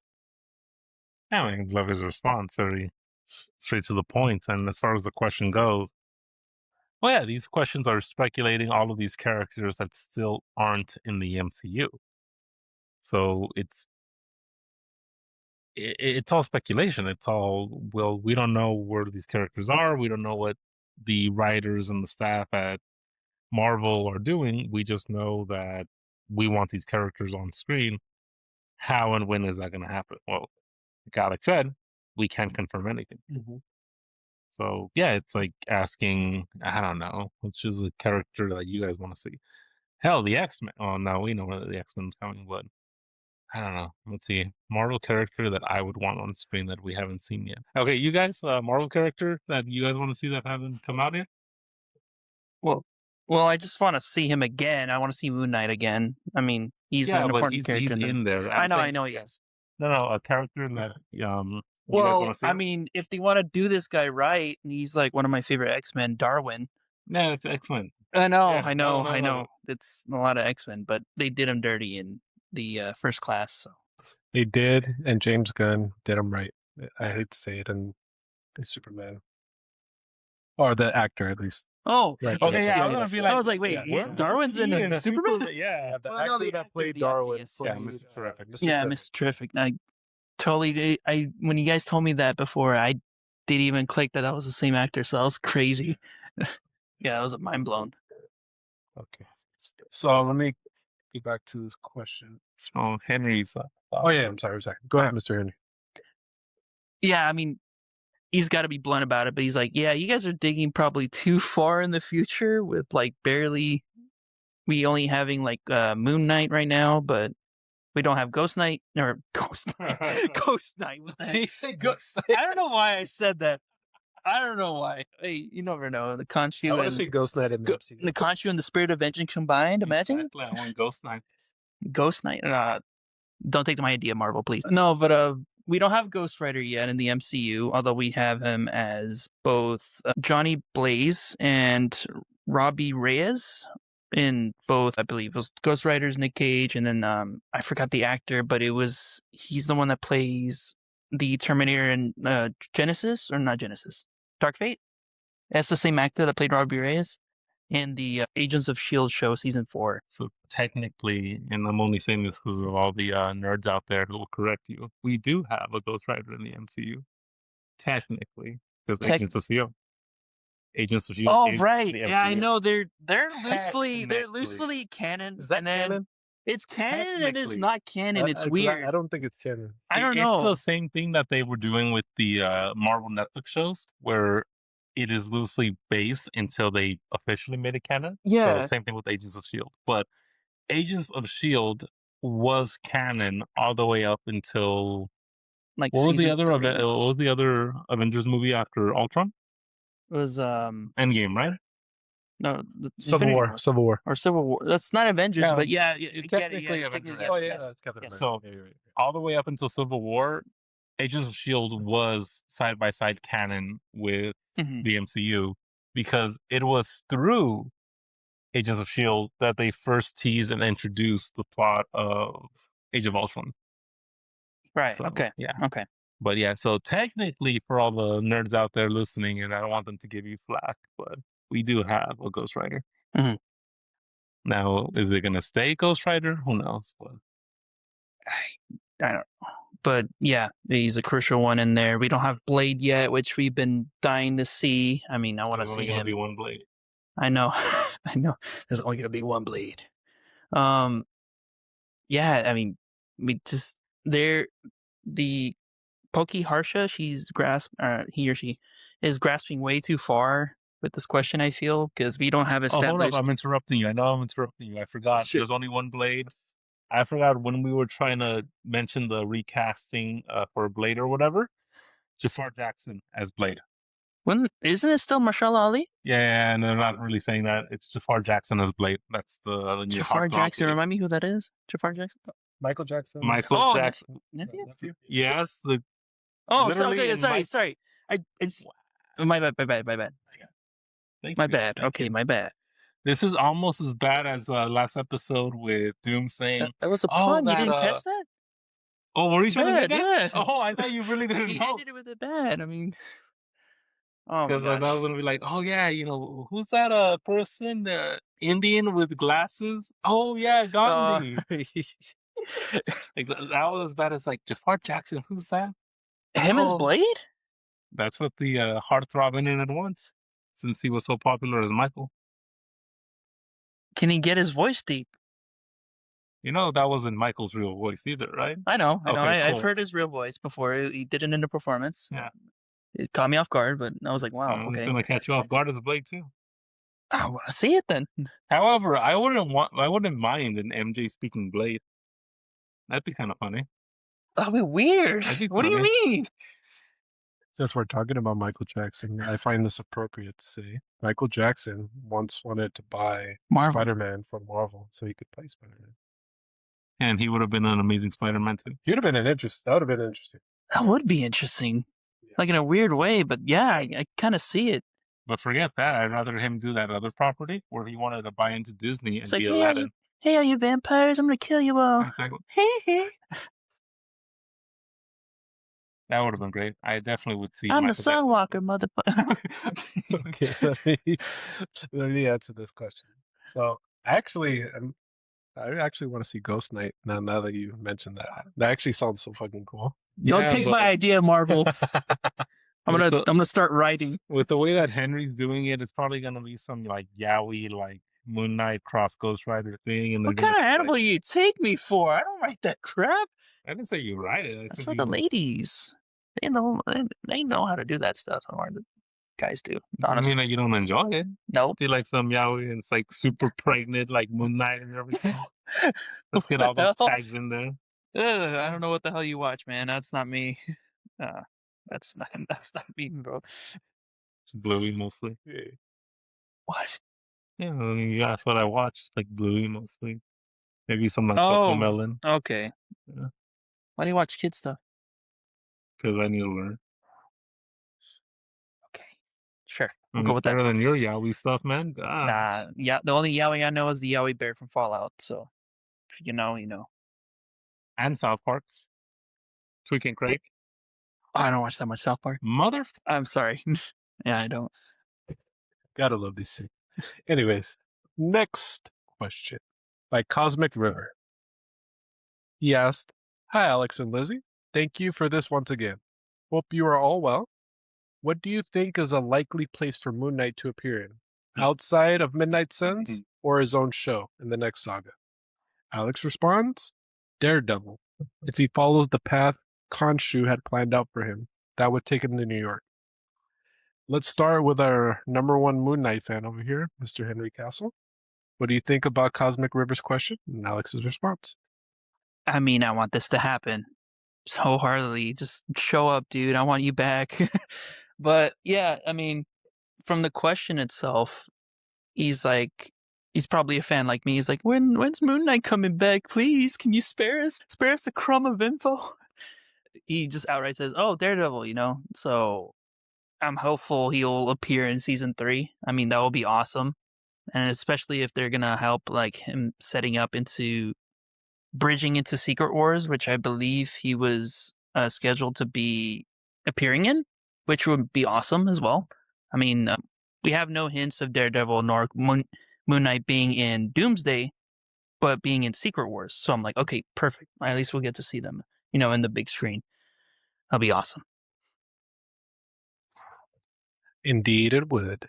Mr. Lex, what do you think about Cosmic River's question and Alex's response?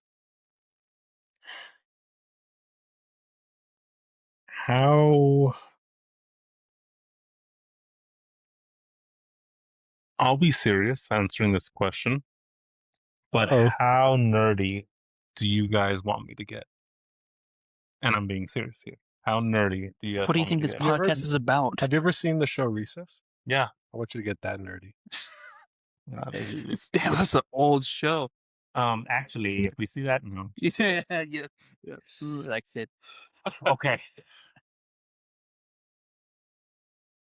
I like Alex's answer of him coming up in Daredevil. It would be cool to see Daredevil and Moon Knight interact with each other and just kind of like the juxtaposition of Daredevil and Moon Knight, you know, just like crazy. What I really want from Moon Knight, if he's not going to do his standalone show, is his way of introduction.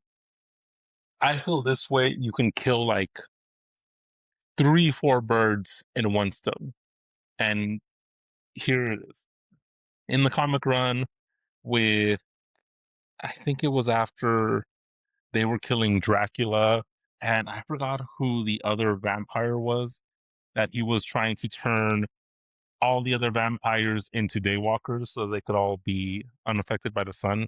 I cannot remember that main villain's name, but it was in that saga, in that run of comics, where that villain asks or is trying to hire Taskmaster to kill Moon Knight.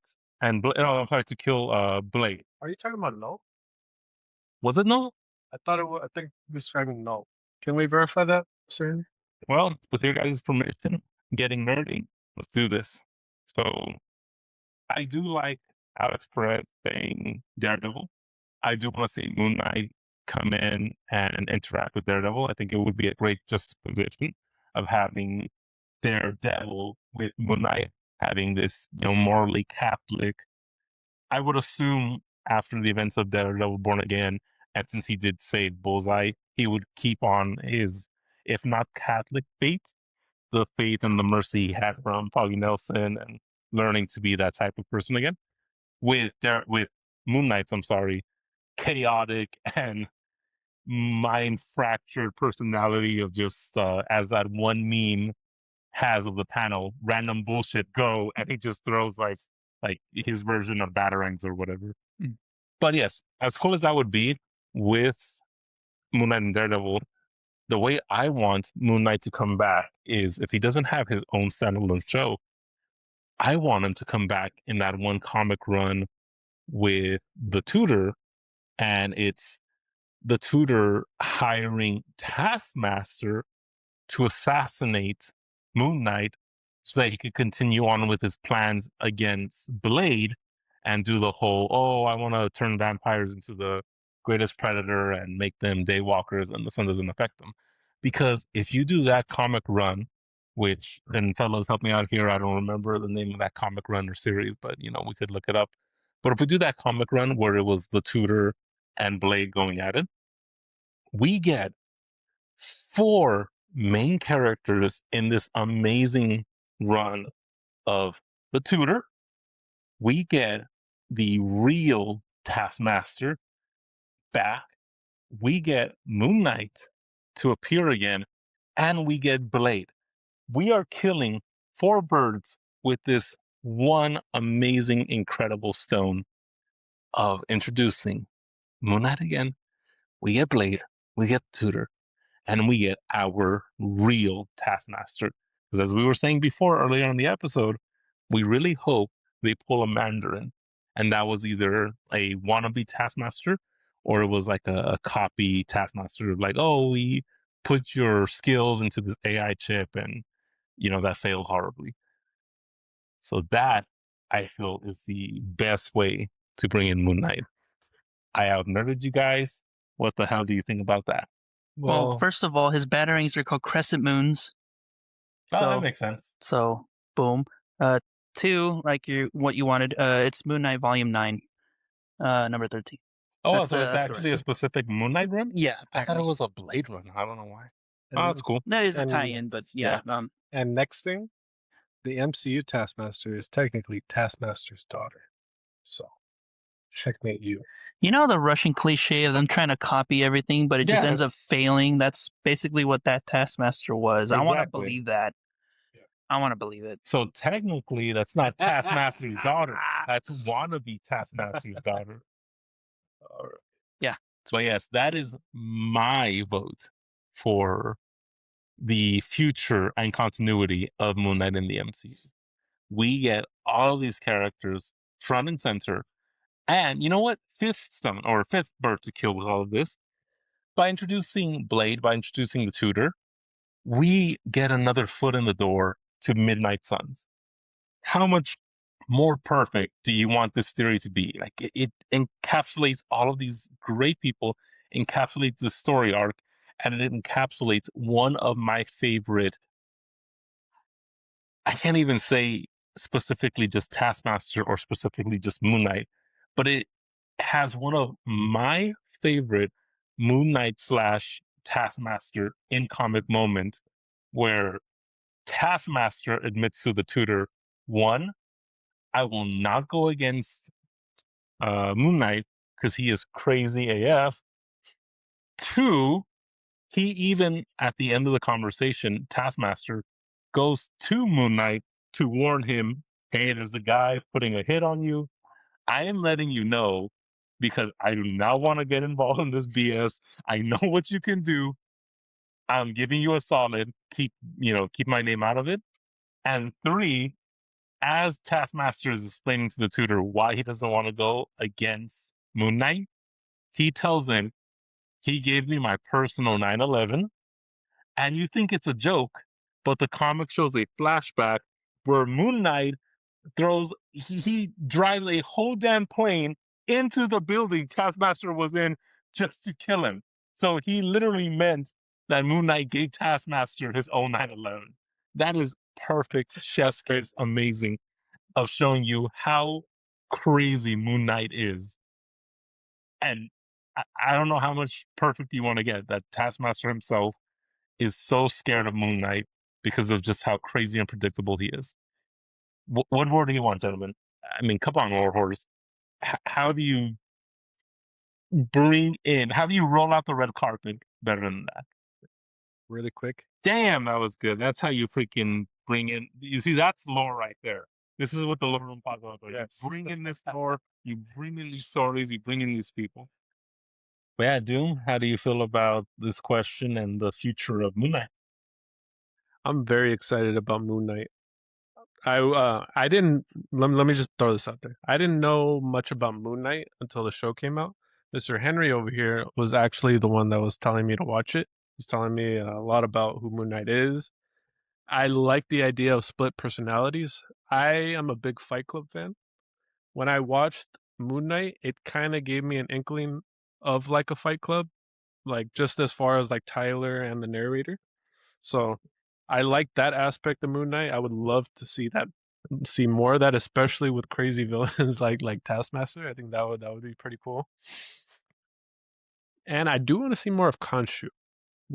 I didn't really like how they portrayed him in the show, but I want to see more of his backstory. I want to see how him and Jake Lockley, their relationship, since we kind of got left on a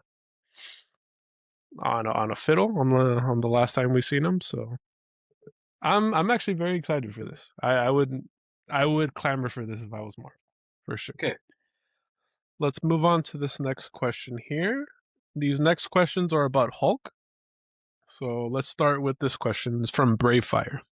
He asks, "Hi Alex and Lizzie. Thanks again for organizing this and answering our questions. Is this the introduction of Grey Hulk?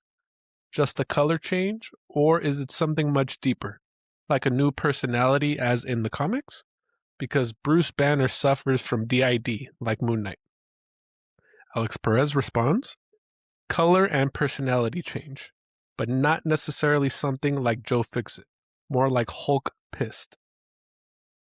I mean, there's a restroom right there. I don't know why I asked to piss, but Okay, let's start with you, Mr. Henry. Too Many Cooks Castle. too many cooks. What do you think about Bravefire's question and Alex's response? His question was actually my question when I saw the trailer for Brand New Day, which was apparent that Grey Hulk might show up to fight Pete and possibly Frank Castle.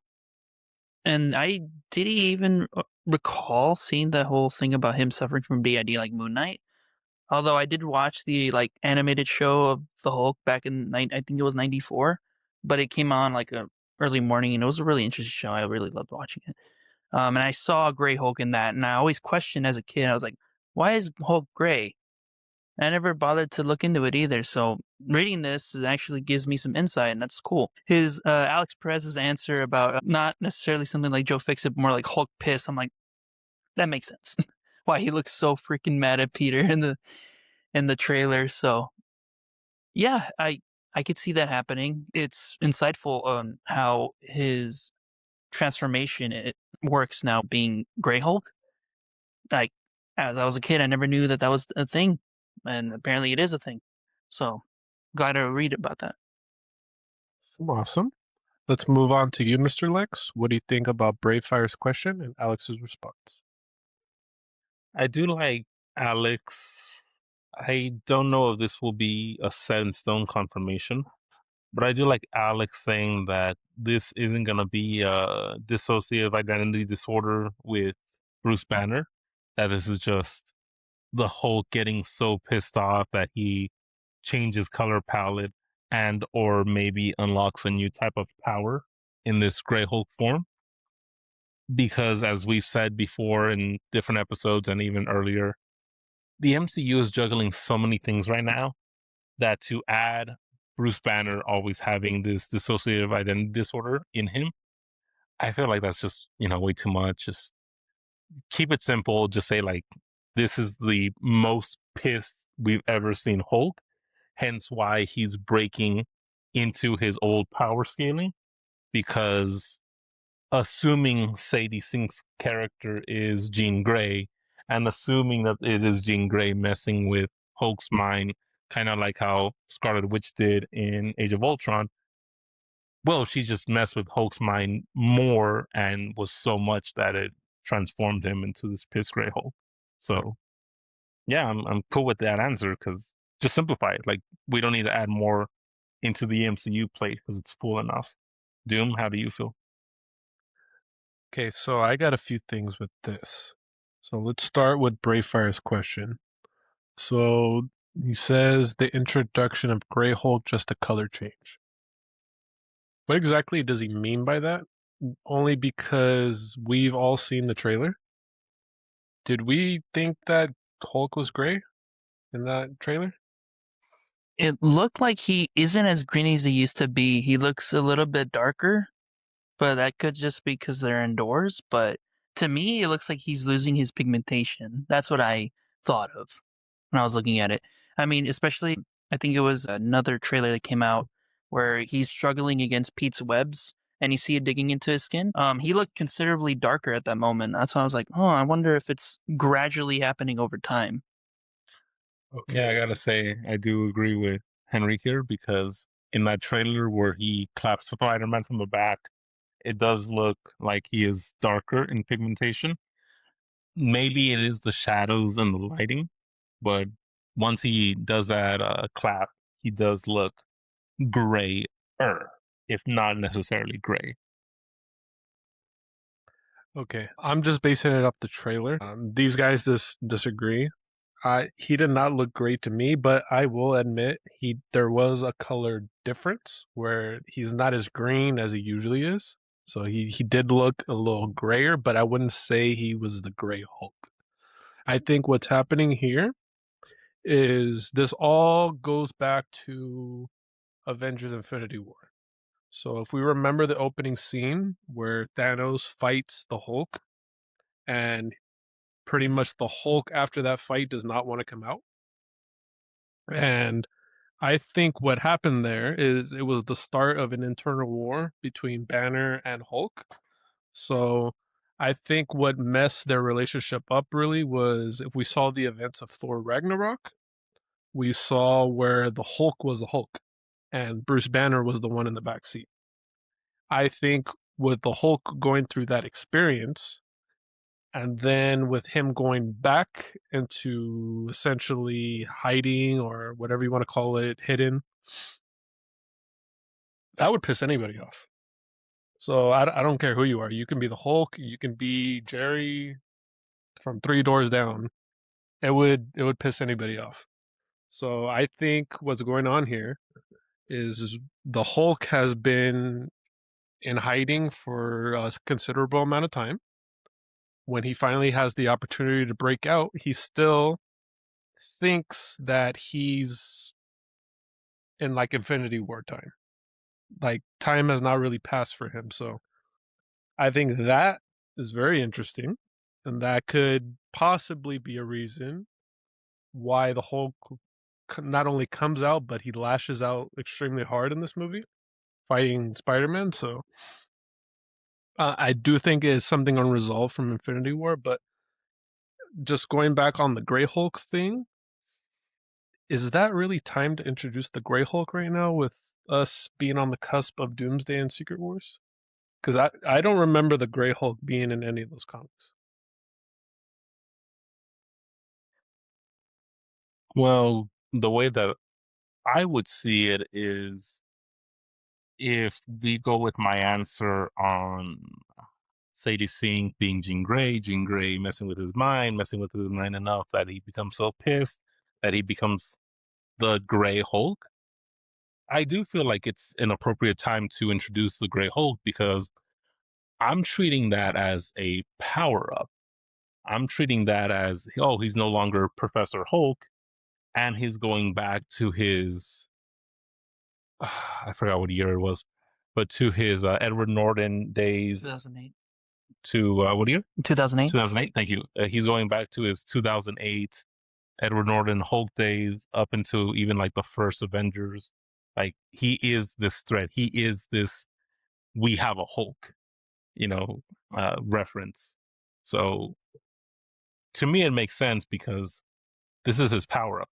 This is his. If you guys are that avid Dragon Ball Z fans and all of you other nerds out there would get, this is his Orange Piccolo in Dragon Ball Superhero, where, hey, now he got to power up and, Piccolo can't go Super Saiyan, but he could go Orange Piccolo now.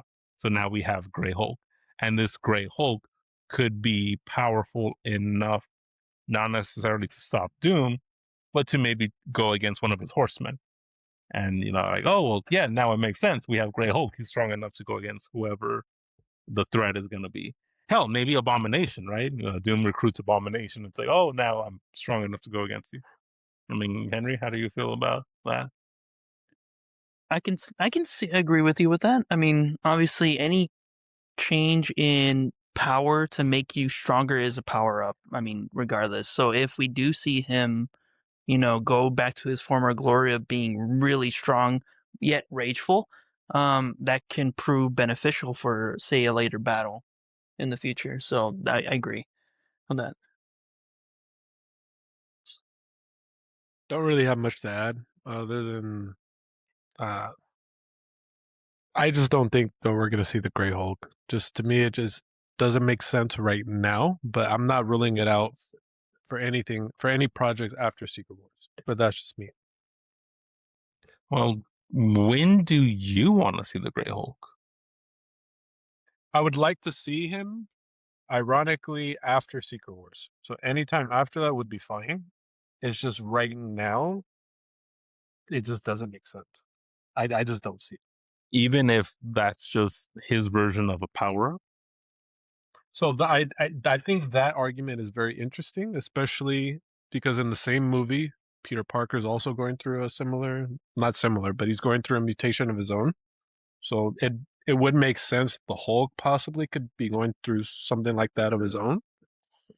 I just think it's highly unlikely. Just story-wise, I just don't think it fits the narrative of what they're trying to build with Doomsday. But it is interesting, I will acknowledge. Okay. Do we have anything else to add before we move on? All right. This last question is from the same person, Bravefire. He asked, are Hulk, Scar, She-Hulk, Red Hulk, Abomination, and the Leader characters we can expect to be in Greenland, the Hulk Village concept art that leaked, and play an important role? Alex Perez responds, possible, but not 100% sure. So it's not necessarily a wordsmith type answer, but what do you think, Mr. Henry Cassie? I mean, we're bound to see these characters again. I mean, you can't just one-off Red Hulk and be like, okay, that was it. I do expect to see them in a featured film.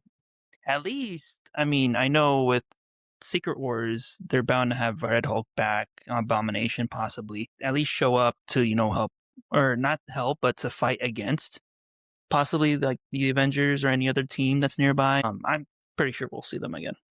I'm not familiar though with the Greenland Hulk Village concept art, but it sounds believable. Okay, what do you think about Bravefire's question and Alex's response, Mr. Lex? Yeah, I mean, going back with what Henry's saying, these characters cannot just be one-off characters. They have to at least make a return or cameo appearance in either Doomsday or Secret Wars, or maybe both. How crucial they're going to be, I feel like this kind of just goes back to the question with Captain Marvel and Monica Rambeau, where Captain Marvel is kind of losing her importance in the 1 out of 10 importance scale. I feel like characters like, actually maybe not Scar, 'cause Scar could be Young Avenger material because Hulk's son or whatever, but She-Hulk, Red Hulk, maybe not Abomination and the leader, since Shang-Chi did Abomination, and we have the leader as a new thread from, what was it? Brave New World? Yeah. I don't know. Just the only one that I could say for sure has more potential would be Scar, because Hulk's son, so Young Avengers. All the other ones I just feel are slowly losing their importance, or with Abomination and the leader, they might kind of just be like another one-off villain for Hulk 2 or, whatever movie, and that's it. Doom, how do you feel? I'm actually right on point with Alex here. Only because, with the exception of Hulk, we don't really know much about the other characters and their statuses. Like Scar, we've seen him one time in a post-credit scene, which still doesn't make sense to me. I don't know, unless the Hulk had a baby on Ragnarok during that time. I don't see how Scar could have came about. But again, maybe we'll get the answer in a future project. But She-Hulk, don't even get me started, guys. Just don't. Well, so I'm gonna skip that one. Red Hulk is the interesting one.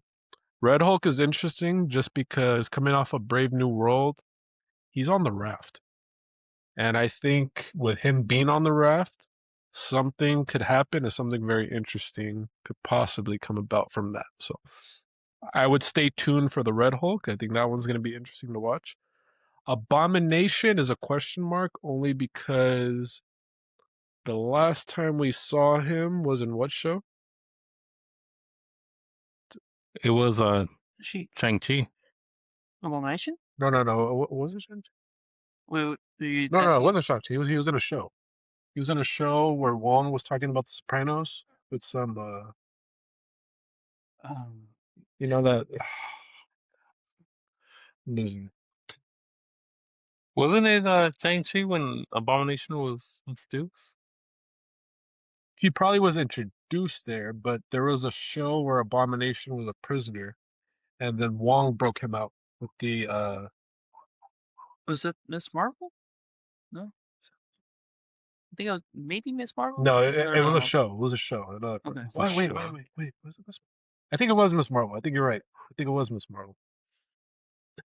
But anyways, while Mr. Henry looks that up, we don't really know much about Abomination other from that show. I mean, so that one is a question mark for me. I just don't know what could happen with Abomination, where he is right now, really. The leader, I think, is going to be very important. Only because we've heard him mention, but didn't we talk about him last episode? The leader, about he's going to play an important role. We did, yeah. Yeah. So I think that could be a character to watch out for. But as far as who to expect in Greenland, I think it's too early to say. It's just too early to say. I would need to see Doomsday to fully answer this question. But if we're just speculating. Oh, also, I looked it up, and I could tell you don't remember because it's the one you hate. She-Hulk Attorney at Law is when that happened. Yes. Okay. Christ. Yeah. Yeah. That's why. Okay. So I think that this question is a to be continued question. Oh, that's right, because she defends him, right, in court. Yes. Right. Yeah.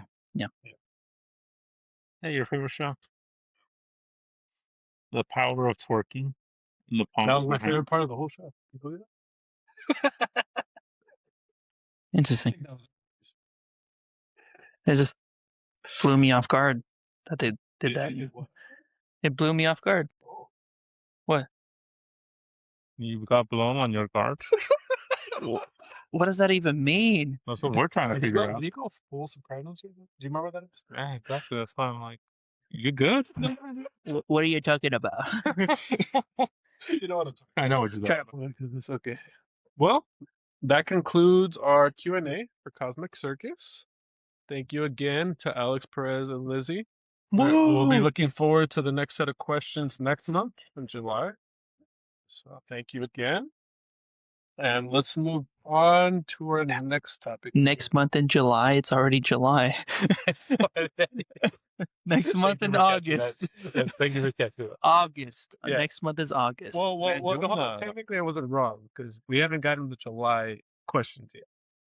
That was it. Oh, No, this is wait, June, no, this is you're June. correct. Yeah, Yeah. you're correct. My bad. But then they release them in like August 1st, which is weird. Well, Yeah. technically you are wrong because you did say next month in July. So, Okay, let me edit that next.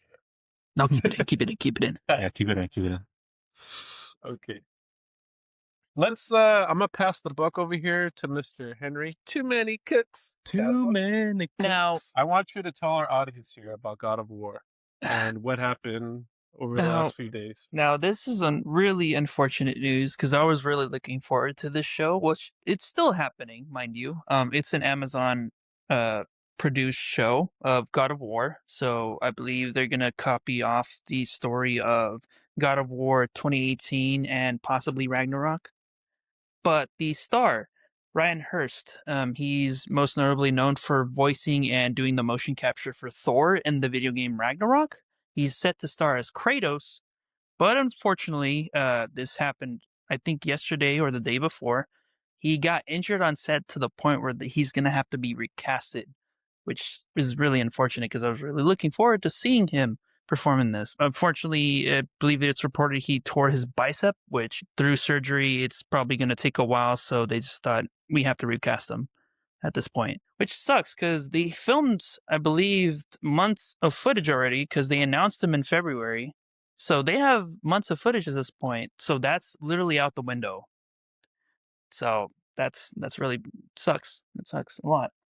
But now thus begs the question, who are they going to have play Kratos?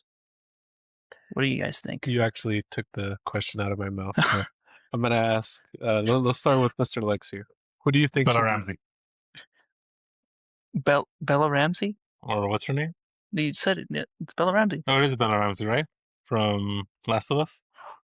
Now, why Bella Ramsey? Bella Ramsey. He's trolling y'all. No. She didn't get her chance to be Spider-Man. So now she gets her chance to be God of War.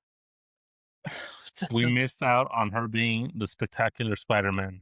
So we will get the Ghost of Sparta. This is going to sound mean, Bella but I'd rather Ramsey. her play Brock than play Kratos. Brock the Door? Yeah. Did you say the Ghost of Sparta? He is the Ghost of Sparta. Yes, but wait, what is it that he said? I actually didn't catch that. I heard him say Ghost of Sparta. I'm just trying to confirm. Is that what you said? Yeah, Ghost of Sparta. What? Wait, I don't get it. Is that an Odyssey reference? No. Okay. No, that's his actual title. Oh, it is? Yeah. In the God of War game. No, Yeah, he had 3 other games before. Dude, he was literally one of the games is Ghost of Yeah, Sparta. it's the PSP one, I believe. Okay. Yeah. I'm not familiar with the book. You get it. Yeah, no, it's weird. Why? Bella Ramsey threw me the freak off, and I know you're trolling, but still, like, I'm like, I'd rather her play like Brock or something. Forgot that's a meme image. Yeah. No, just no. I totally disagree with you. I'm gonna shut you down for if that ever He could not have been Spider-Man. if Look, that becomes fruition. I will haunt you if I die. look. What are you We gonna do? didn't get Nicolas Cage as Superman. A disservice to this world. Yes, we did. Yeah, we We did, got him in but Flash. Flash. We didn't get him as the full-blown Superman. That is a Superman I would have loved. That's how you don't and like supported. That's why he would have been a terrible Superman. He would have been the worst Is Superman. that why and I you would have want loved- Nick Cage? I want Nick Cage to be Superman. I need Nick Cage to be Superman. I need that long hair abomination of a Superman so I can love and support and be a fan of. It just can't unhear it. It's like kryptonite, my biggest weakness. Exactly. Let's hear all the Lex hate in the comments. I know. I mean, I get From our DC Batman guy. is cool, and he's Batman you is know he's all. way more developed. I get it, but still, Superman has his quirks. He's pretty cool. Yeah, let's throw in some pink kryptonite there to see how cool he is. I know the colors, and I forgot what the pink one does. Oh, there's the PC version and the non-PC version. Oh, it's that the one that reverses gender or something? That's the PC one. So you can imagine what the Yeah, non-PC I one would be. guess that's weird. Why did they do that? Okay. So yeah, Superman, yeah, Sure. right. Yeah, it's not like we had a whole series and games like play Injustice, to show why Superman is such a great, person, right? Sure. But going back, let's knock it back to God of War. You're right. So again, we his miss out on Nick choice- Cage Superman. We miss out on Bella Ramsey Spider-Man. Do you really want to live in a world of what ifs? And we don't get Bella Ramsey Is that your as true final answer, though? God of War. Is that your Ghost true of final answer? Sparta. True final answer? Ghost of Sparta approved. That was a declaration. Wow. Let's do this. That was me. That was was me coming Zeus out of another cursing you. timeline. Just mad at what you Yeah, said. exactly. That's the Zeus law, being pissed at you. I break no such law. Let's see. Okay, if that's your serious final answer, like, who would you? Actually, believe it or not, I didn't get, and maybe there's like a medical reason behind it or not, but why didn't they get the actual voice actor from the God of War 2018 and Ragnarok to play him? He's Tell a him. big You dude. tell him. What did I tell you? Christopher What did I Judge? tell you before we started taping? I know. I mean, he He literally is a he has the huge- yeah. stature for it. He's built in and of its own. Like I believe yeah, I just remembered. I think he was in the show Stargate SG-1, I believe Yeah. the show was, and he was built. He was a big dude, like muscle and everything. So I'm like, he's perfect. Yeah, I You don't know didn't why. say that before the taping. What do you mean? Oh, what did you say? He said, I will tell you. What? He said that the Kratos guy was too skinny to play him. What do you mean? He said that the voice No, actor you said was the too- original Kratos, TC Carson, I believe. The guy that voices it. Yes, in the Yes. original 3 games. That's what you said. That's not what I said. You said the original 3 games. That's TC Carson. He's a skinny guy. Yes, T.C. Carson, I agree, would not make a good Kratos. No, I was talking He's about the good voice of Kratos, mind you, but younger. But No, I was talking about the other one. Christopher Judge. Yes. Yeah, he's perfect as Kratos. You That's didn't what say that, he though. was talking about, though. Yeah, I was talking about Christopher And Judge. That's why Lord I Horse, I asked. wasn't there for that conversation, wasn't. but I know that Doom was talking about 2018 Kratos. I got totally you back. agree. When I Christopher really Judge, he's right on. perfect. Like, Yeah. he's acted before in live action. He can play Kratos. And yet you apparently disagree with that idea. I don't. Doom, I don't. Yeah, And I've said it before. I even told you, I'm like, Christopher Judge, yeah, he could play I a said good yes. Kratos. Immediately he said yes. This is what You were the one with discussed doubts. Oh my god. Okay. This is what they're known as. No, you said the original voice actor. Okay, I'm not It is crazy. all Yes, the original voice actor of the 2018 game. That's what he meant. yes. But yeah, I'm just, it's still sad. I mean, I know Ryan Hurst, he wanted to play Kratos. He already filmed, I'm assuming, a bunch already. But it's just unfortunate. I mean, From that what was sucks. reported, Why we are very upset at Henry discasting him as Kratos when we wholeheartedly agree he would be an amazing Kratos. okay. Not much I can add on to this. So, Also, is there a recent picture of him? Like, just not like in makeup or whatever, just like him in 2026? Because I know in 2018 he did have luscious hair, so maybe the reason why he doesn't want to play is he doesn't want to shave off his head. Yeah, you see he had like the dreadlocks and everything. Mhm. No, look at him. He's already dude, sporting he's a little perfect. mohawk. He's perfect. He's perfect. He's perfect. I know And you said no, Henry. Wow. I wholeheartedly agree. Christopher Wow. Judge is perfect if you were to play him live action. Alrighty. Let's move on to this one. This one I've actually been very eager to discuss. But we're going to start with Henry. Let's tell everybody about the Backrooms, Everything Must Go. Of Yeah. course. Please start with that. Fun fact, it's apparently been reported that King Parsons, he's going to release it on YouTube in a couple of days and or next week. So, no, the ending footage. So the Everything Must Go part, that 15 minutes of extra footage, he's going to release on his YouTube page. Or I believe A24's page, one of the two. But that's cool, Like, I mean, Sure. If you wanted to see that bonus footage initially, you had to buy the ticket again, or if you're A-lister like me, or yeah, Cinemark's, whatever. Platinum, baby, and better than um, A. hey man, that's whatever. You can get it for free and just watch it anyway. So I had no reason to not go watch it, and it was. I'm not gonna lie, it was really interesting that they kind of answered some questions, but at the same time, I don't know if it was the audio itself, but in the movie, was it very loud for you when you saw it? There was some, I don't want to say audio issues, but I'd like to believe that was made intentionally, just so that it could be like, all right, we're adding this in. Like, come on, you guys, like, pay attention. Like, Mhm. let's go. Or Which maybe I also, and I know you're going to talk about this, I also love the extra footage because it does answer the complaint that I had when we first originally talked about the backrooms or midrooms, as I called it, because it gives more of the lore, more of the story. yes, exactly. And, Henry, please take it away. But my issue was lore. Let's go into the lore. Yeah, of course. So this is actually a prequel of the initial team of Naren Warren, the first async worker that we see in the beginning.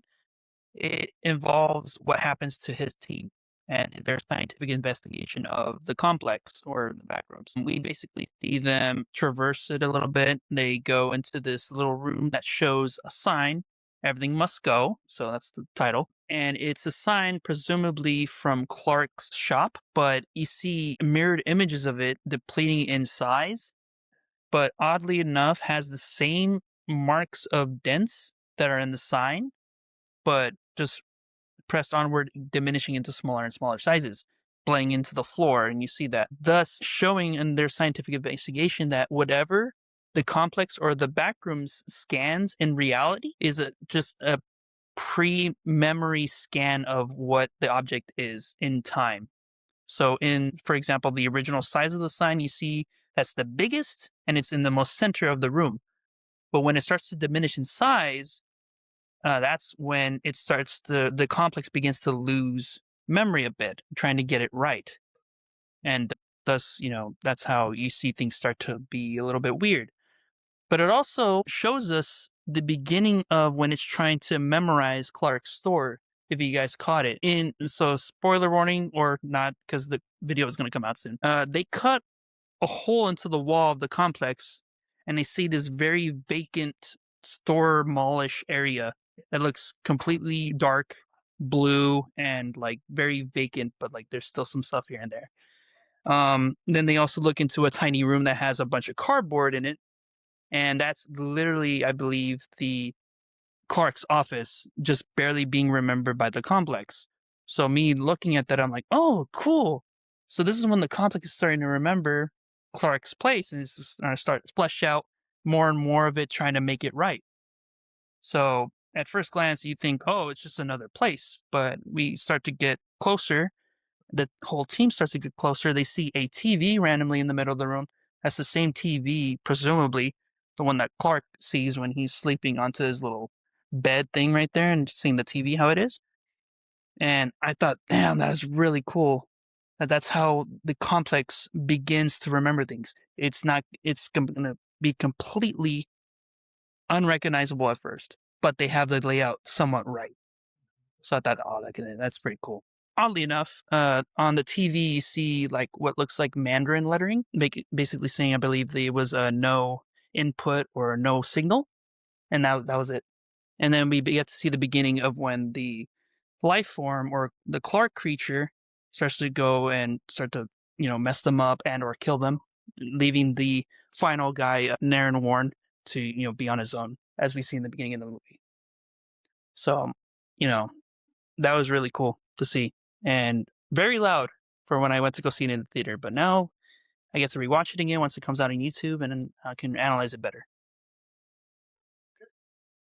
Mr. Lex, what did you think about Backrooms? Everything was cool.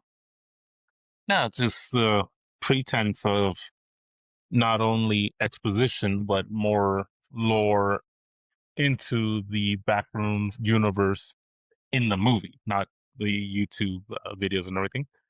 It was great. I loved it because that was my issue. There was no lore. There was no like. It was just Clark and what is the psychologist? Mary. Yeah. Mary? Yeah. It was just like a Clark and Mary story, not a backroom story. Not a this is async. This is the Backrooms. This is the point of all of these videos. So as Henry was explaining, yes, you get to see the universe, the oh my gosh, I can't believe I don't remember what the async name was for The Backrooms. complex? Complex, thank you. Yeah. You get to see the complex literally being formed and created. You get to see why async was so curious and its need to study and understand the complex and how these rooms, how these objects, and how these creatures, like Captain Clark, are formed, why they're formed, how Henry was saying, the memory of it starts fading. And it's like when you know, use a copier with low ink, you know, the picture starts getting more and more distorted because there's not enough ink to produce a good picture. And everything else gets more distorted. And that's how we get into the Backrooms, why it looks like that to us. So I loved it. Like, give me more lore, give me more backstory to it. You know? Let me just say that I agree with every word that you said, as far as, you know, like the bonus footage and like the story and the added footage. I agree with all that. But before I give my opinion, I kind of want to give a little confirmation details to our audience. So the bonus footage, Everything Must Go, it was made in just under 2 weeks. Kane reported this on his Discord. He said that he edited the extended edition on his own laptop, treating it like one of his YouTube projects rather than a studio production. And the reason why Mr. Henry over here, I don't recall it being that loud, but it could have been when you watched it. So he actually used Blender, the same software he used for years making his series on YouTube's. So instead of relying like on a massive production pipeline, he just kind of, like I said, he treated it like his own YouTube series. So that could have been that extra audio that you were hearing. And it says here that the reason why this happened so fast is because A24 didn't expect this movie to be a huge box office success. So they wanted to capitalize on the momentum with an extended theatrical re-release, which is why Kane then made that additional 15 minutes at the end rather than re-editing the entire film. So I just wanted to give that that out there for you guys. But back to the question here. So Everything Must Go, I thought was extremely well. For me, when I initially saw the movie, I gave it an 8.9. After I saw Everything Must Go, it went up to a 9.1. So I wish I would have seen a little more of that bonus footage. It would have been incorporated in the film. That would have made it probably a 9.4 for me. But I did like what I saw, and I can't wait to see more. So I'm a big fan of Kim Parsons, really. So I like that he's doing something new and creative, something fresh. It's not something that is copied from other materials or it's inspired from everything. It's something completely new. So I like that part about Kane. And yeah, I will be the first one to buy tickets for the next film for sure, or a TV show, whatever he decides to do with this franchise. I'm definitely gonna be watching it. So, yeah, that's all I got on that. You're gonna go back to the Backrooms? I love the I'm not Backrooms. going back to the mid rooms if that's what you're implying. No. Okay, let's get started talking about this next topic here. So at the timing of this recording, we have gotten fresh X-Men casting rumors. And we want to go over that with you guys while we ourselves debate among who we think could be the frontrunner for those roles. So what we gathered here was Adam Driver as Magneto or Mr. Sinister. We've heard both. We've got Bill Skarsgård as Professor X. We got Patrick Wilson as Professor X as well.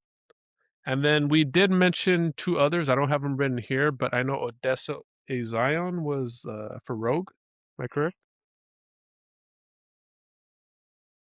Yeah, I don't have the facts. Yeah, I believe it was put around on the internet, but nothing was confirmed about her. Yeah. All this, by the way, is speculation. None of this is confirmed details, but it's interesting for us to talk about. So let's start with you, Mr. Henry. So let's start with Adam Driver. So it's reported that he is the front runner for either Magneto or Mr. Sinister. Do you like him for either of those roles, or do you like him for something else? For Magneto, it's going to be interesting, although I was kind of hesitant on him being Mr. Sinister because initially when I saw a fan casting of Mr. Sinister with Hugh Laurie, I thought that was fantastic of a cast for Mr. Sinister being Hugh Laurie. Because I'm like, man, like he has the fit, he has the voice. He's played villain characters before. I know he's mostly known for House MD, but he can nail it, I believe. But Adam Driver as Magneto, I mean, we all know him to be Kylo Ren, so he's known for doing a villainous role. If Magneto is going to be a villainous role, I think that's pretty interesting. Although, if we're gonna do the whole, which I wholeheartedly believe Patrick Wilson should be Professor X. Do you think that's going to be a little bit of an odd thing with age difference between the actors, or you think they'll pull it off somehow? Yeah, that was definitely one of my arguments. Yeah, as far as with that. But I just want to throw something at you really quick. of course. Hugh Laurie was also Stuart Little's father. I know. I remember that actually, but he wears glasses in that one, so I'm like, thrown off. Little Clark Kent action there. But yeah, I remember that. Damn, that's an old movie. Yep. Yeah. I grew up watching that. I remembered I watched a lot of the second one, the one with the Falcon as the villain. I watched that one so many times, and my mother can attest to that. I scratched the CD because of how many times I watched it. But yeah, no, it's a great films. Okay. So you said you didn't understand Adam Driver as Magneto and not Mr. Sinister? Yeah, so if they were to have Adam Driver as Magneto, then like how you said, Bill Skarsgård as Professor X could be a possibility. Although I think we discussed this on camera, you would believe Bill Skarsgård would play a great morph. Yeah. So that would be interesting too. But yeah, it's just I don't know who would be a good Professor X. That's interesting. Other than Patrick Wilson, I mean, I think he can knock it off. Okay, you answered who would be a good Mr. Sinister. Who would be the frontrunner for Magneto? Oof, that's a good one. I'm blanking on it right now, so I'll probably have to get back to me. I have to look it up, but I know for sure I'd want Patrick Wilson as Professor X. So I'm gonna have to look for like an alternate for Magneto for him in particular. While you're thinking about that, let's ask Mr. Lex here. Mr. Lex, do you like Adam Driver as Magneto or Mr. Sinister, or maybe another role? Let's start with that. All right. Well, I'm going to piggyback off of Henry over here because I loved House MD.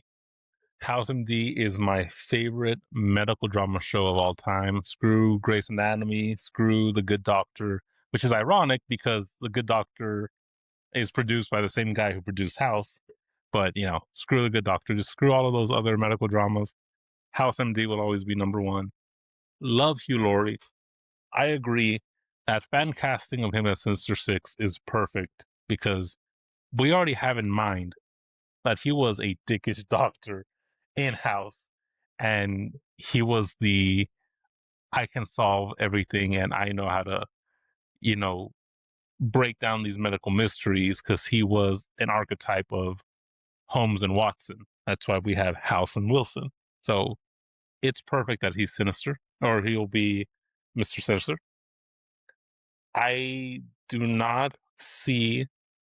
Oh, actually, you know what? Just a little fun fact since Doom pointed it out. He was also one of the thieves in 101 Dalmatians. I forgot about You that. forgot about that, huh? Yeah. In 101 Dalmatians, the live action one, he was one of the thieves. He was one of Cruella's stooges. He was the tall one.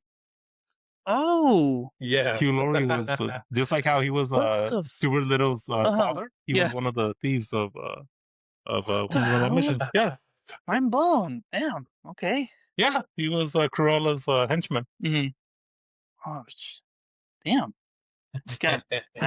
I need to go back to this stuff. Hell, I mean, we're gonna do that. He was also I forgot the name of the cockroach in Monsters and Aliens. Oh, that's right. Yeah, with, Okay. Yeah. That clicks now. Yeah, I can see that. Yeah, there we go. So yes, Hugh Laurie as Doctor Sinister, Mr. Sinister, all the way. Love that. But here with Adam Driver, I do not see Adam Driver as Mr. Sinister. I don't know if it's just because in most of the roles that at least I've seen Adam Driver, he has kind of more like a temper tantrum kind of iskness to them. Mhm. And Mr. Sinister is supposed to be like this cool, calm, collective, like I know it all. That's why Hugh Laurie's Like perfect. Hugh Laurie's perfect, you know? Yeah. And I just don't see Driver being able to embody that kind of, for lack of a better word, poshness. Because I see Mr. Sinister as like some like British, even though he's not British, like this like posh, like refined. There we go. He's refined. Refined. Yeah. Posh is not the right word. Refined. Like this refined gentleman. This like evil Moriarty-esque, villain, where he's one step ahead of the hero and he knows all of this. And I just don't see Adam Driver being a Moriarty-esque villain. Which now we double back with House, because not only was Hugh Laurie, was he actually Sherlock, or I think he was Sherlock's brother in the Will Ferrell and C. Riley version of House and Sherlock. Sherlock and Watson.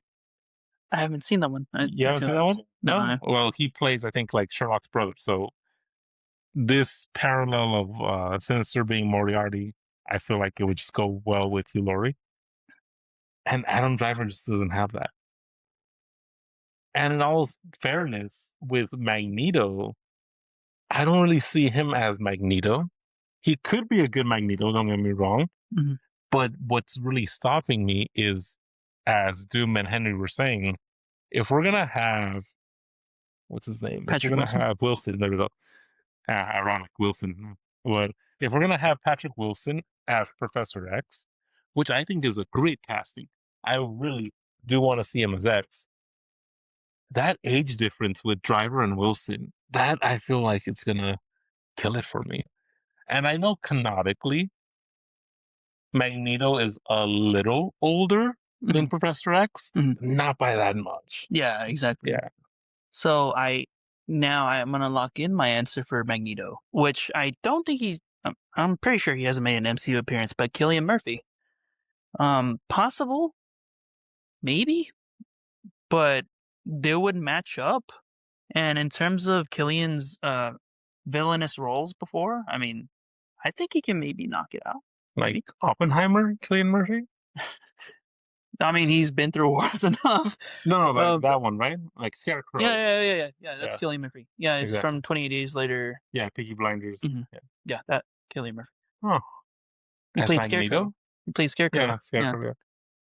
As Magneto, I guess with Patrick Will. He's got that stare that can make you get chills when he's trying to like kill people with metal. What do you think about Cillian Murphy? Cillian Murphy as Magneto. I know it's a bit of a stretch, and I don't think he's probably going to accept that role, but no? Actually, believe it or not, I like Cillian Murphy playing Doctor Doom. That's what I originally I would rather have him intended. play Doctor Doom than that. Yeah, right? Yeah. Right. That's just speculation. Mhm. Get back to this. Of course. So let me just say this off the bat. I don't like Adam Driver for any of these roles. When I think of Magneto, it's not a shot at Adam Driver. I just don't see him in that role, just based on the roles that he's done. That doesn't fit him, in my opinion. Mhm. Mr. Sinister, same thing. I just don't see it, but looks wise, it could be interesting. I have seen Mr. Sinister with long hair, and I have seen him fan casted in that, so that was interesting. But no, like I agree with Henry and Lex over here. I do think Hugh Laurie is perfect for Mr. Sinister. I'm trying to think who would be a good Magneto. And for the X-Men, do we believe that they're going to be going young, or are they going to stay like mid-age? That's the thing. I'm not sure. I mean, they're apparently gonna follow. Well, since they have Mr. Sinister, I'm assuming they might have. Jean and Cyclops might be a major thing because of what they do with Madeline Pryor or the Goblin Queen. All right. So how about this? Can we all agree that we are fine with Wilson being Professor X? Yeah. We agree. Can you agree? I Do. agree, but Do. really? And I agree. That he would be a Okay. good Professor X. Okay, I'm not saying he'd be bad. I'm not saying that. But he is not the first actor that comes to my mind when I think of Professor X. Who is it then? That is a good question, right? I thought you had it in your head. No. You had it, like, Well, I'm primed trying. already. No, I'm Oh. trying to think. Right? He's like, Patrick Stewart is the first. I do have a question for you guys. What's wrong with Michael Fassbender as Magneto? I don't feel there's anything wrong. I just think that they're gonna probably move on from that universe. Why? I don't know. Because all right, Maybe their here's contracts. here's one thing I did do last night because I did think about this question. Hmm. Do you guys know that Adam Driver, and I know we both all agree he's not right for the role, but just for S's and giggles here. Yeah. He's 42 years old, Adam Driver. Mhm. Guess how old Michael Fassbender is? Just guess. But without looking. 47. Isn't he also like 40, 47? like late 40s, like 40? 49. Oh, 49? then late 40s. Yeah. Uh-huh. So I'm saying if it were age, it's not too big of an age difference. Okay. And I do like him as Magneto. So I that's the person I want as Magneto. But that's just me. Mhm. This is where Professor X gets interesting. Because actually, while he wasn't the best Professor X, I don't think McAvoy did a bad job. Yeah. But if we're casting young, I gotta say, I did like how Bill Skarsgård looked as Professor X. So I wouldn't mind Patrick Wilson being Professor X if he were to get the role. He's just not the first person that comes to my mind. That's it. Okay. What was the other? All right, well, here's my thing then, right? If we're going with the older age of these characters, and we agree Patrick Wilson, right? At least Henry, you agree? Yeah. All right. Why not John Hamm as Magneto? I think John Hamm would be a really good Magneto. And the reason why I kind of had to like use Doom's laptop really quick was I couldn't remember how old Hamm was. But Patrick Wilson is 53. Mhm. John Hamm is 55. And it makes sense because Magneto is older than Professor X. Yeah. Okay. But I feel like if we're going to do Wilson, John Hamm would be an amazing Magneto. Because I'm not seeing him as why can I remember Fox X-Men, Patrick Stewart and Ian Magneto in Patrick Stewart in the Oh, X-Men. Ian McKellen. Ian McKellen. I'm not seeing him as the Ian McKellen Magneto. Mm. I'm seeing him as the X-Men 97 Magneto, where he can give those Okay. monologues and those speeches of like, warm, infidel, whatever, like just that whole speech, Mm. It's like I could see John Hamm doing that whole Battle of Genosha, like, going against the Sentinels and everything. You know who I think John Hamm would be perfect? I don't think Magneto's the right role for him. But it is interesting, but I just don't think it's the right role. I think he'd be great at Hyperion. Okay. Oh. I actually looked at what Hyperion looks like and kind of suits him. Oh, okay. The only thing that I would say is that I feel like he's a little too older to be Hyperion, though. Not that he couldn't pull it off, but if we're gonna continue the MCU like saga, he is getting older for Hyperion. Yeah. Yeah. But yes, I would want to see John Hamm to be Magneto because I feel like he could be that X-Men 97 Magneto of like, we will not, wonder how many more we could have saved. Like, go, Gambit, Rogue, get to the Morlocks and, go do this. We will create a path. Like, I feel John Hamm having that presence. Okay. That's interesting hearing Henry Cavill as Hyperion. This is interesting. But okay. I think that's all the fan casting that we had. Okay. Let's move on to our very last topic of the day. This is a movie as if this recording was released Yesterday. yesterday. All about trouble. And So we've far. all seen the movie. So I want to start this one with you guys. Wow. Yeah. So let's not spoil a 10,000, 20,000-year-old story here. Just joking out there. But anyways, spoiler alert, major. So initially, the last episode when we discussed this movie, my take was if Elliot Page is really playing Achilles, that I would not be too happy about that. And to be honest, I was pleasantly surprised when I saw this movie. Just spoiler warning for those that haven't seen the movie. Okay. I was very surprised how they started Elliot Page's character. Just because me going into the movie thinking she was going to be Achilles and they started her the way she started made me very happy. Which part exactly? Okay, again, spoiler warning. If Spoilers, you haven't yeah. seen it, please do not watch this. Okay. I'm talking about the part where she's calling over the soldiers. She's outside the Trojan horse, right? And they see her, and then they shoot her down with a bow. Mm-hmm. And then they go out. Freaking Low key.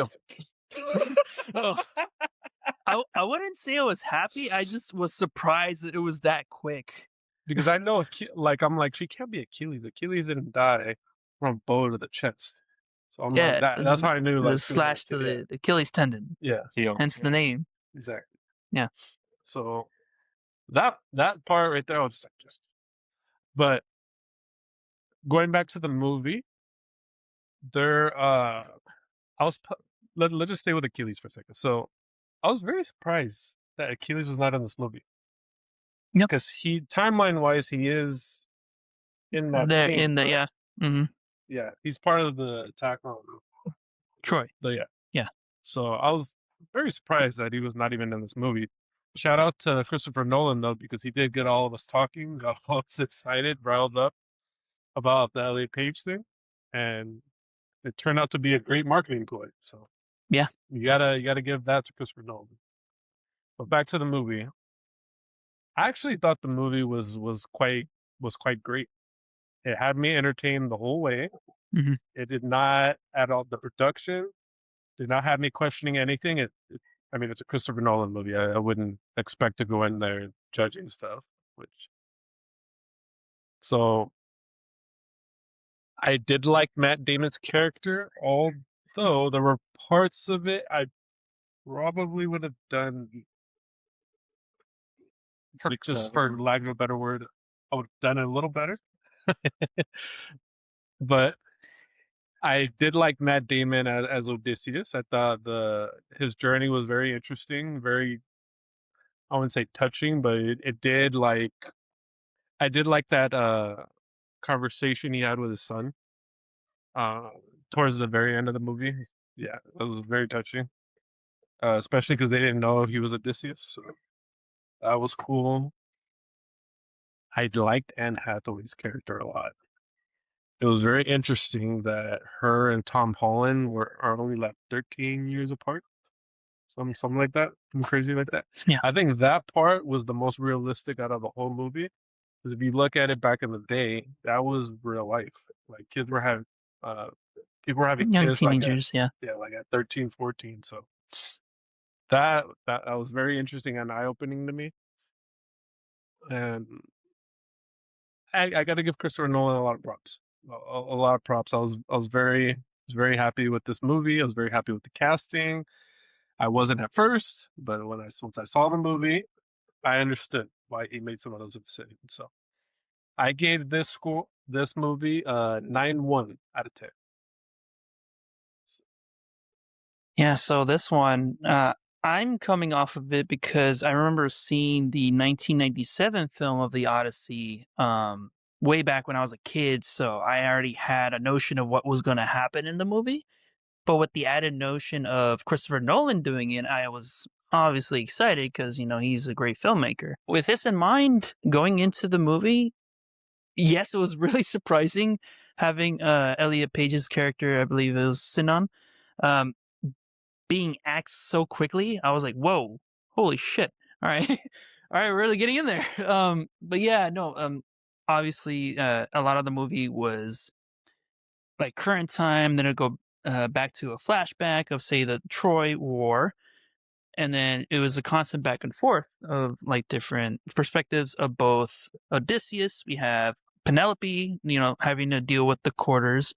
And then of Timalchus, which is Tom Holland's character, the son, him having to find out if he's going to venture out in Sparta to go see if there's tales of his dad still being alive, which I thought, okay, cool. Like this is straight out of the story. Like I love this. And it kept me entertained because of course I love seeing battles happen. And they did a really badass freaking job with the Battle of Troy, especially the ending. And I'll get to that in a bit. But with the Battle of Troy, I wasn't familiar with the character of let me see here if I can Agamemnon, which is, if in the movie it's the leader of the battle. It's the soldier that has black armor and has a spine on the helmet, which is totally badass, gotta say. And he aura farmed the entire battle, just standing there going through while everyone was just killing left and right. He just kept walking straight, didn't even have to do much. Just get aura farming. That's how a leader should be. Fantastic. With that, the final battle with Odysseus revealing himself and killing off a bunch of the suitors, including Robert Pattinson's character, which he made me hate him so damn much because he was such a freaking coward.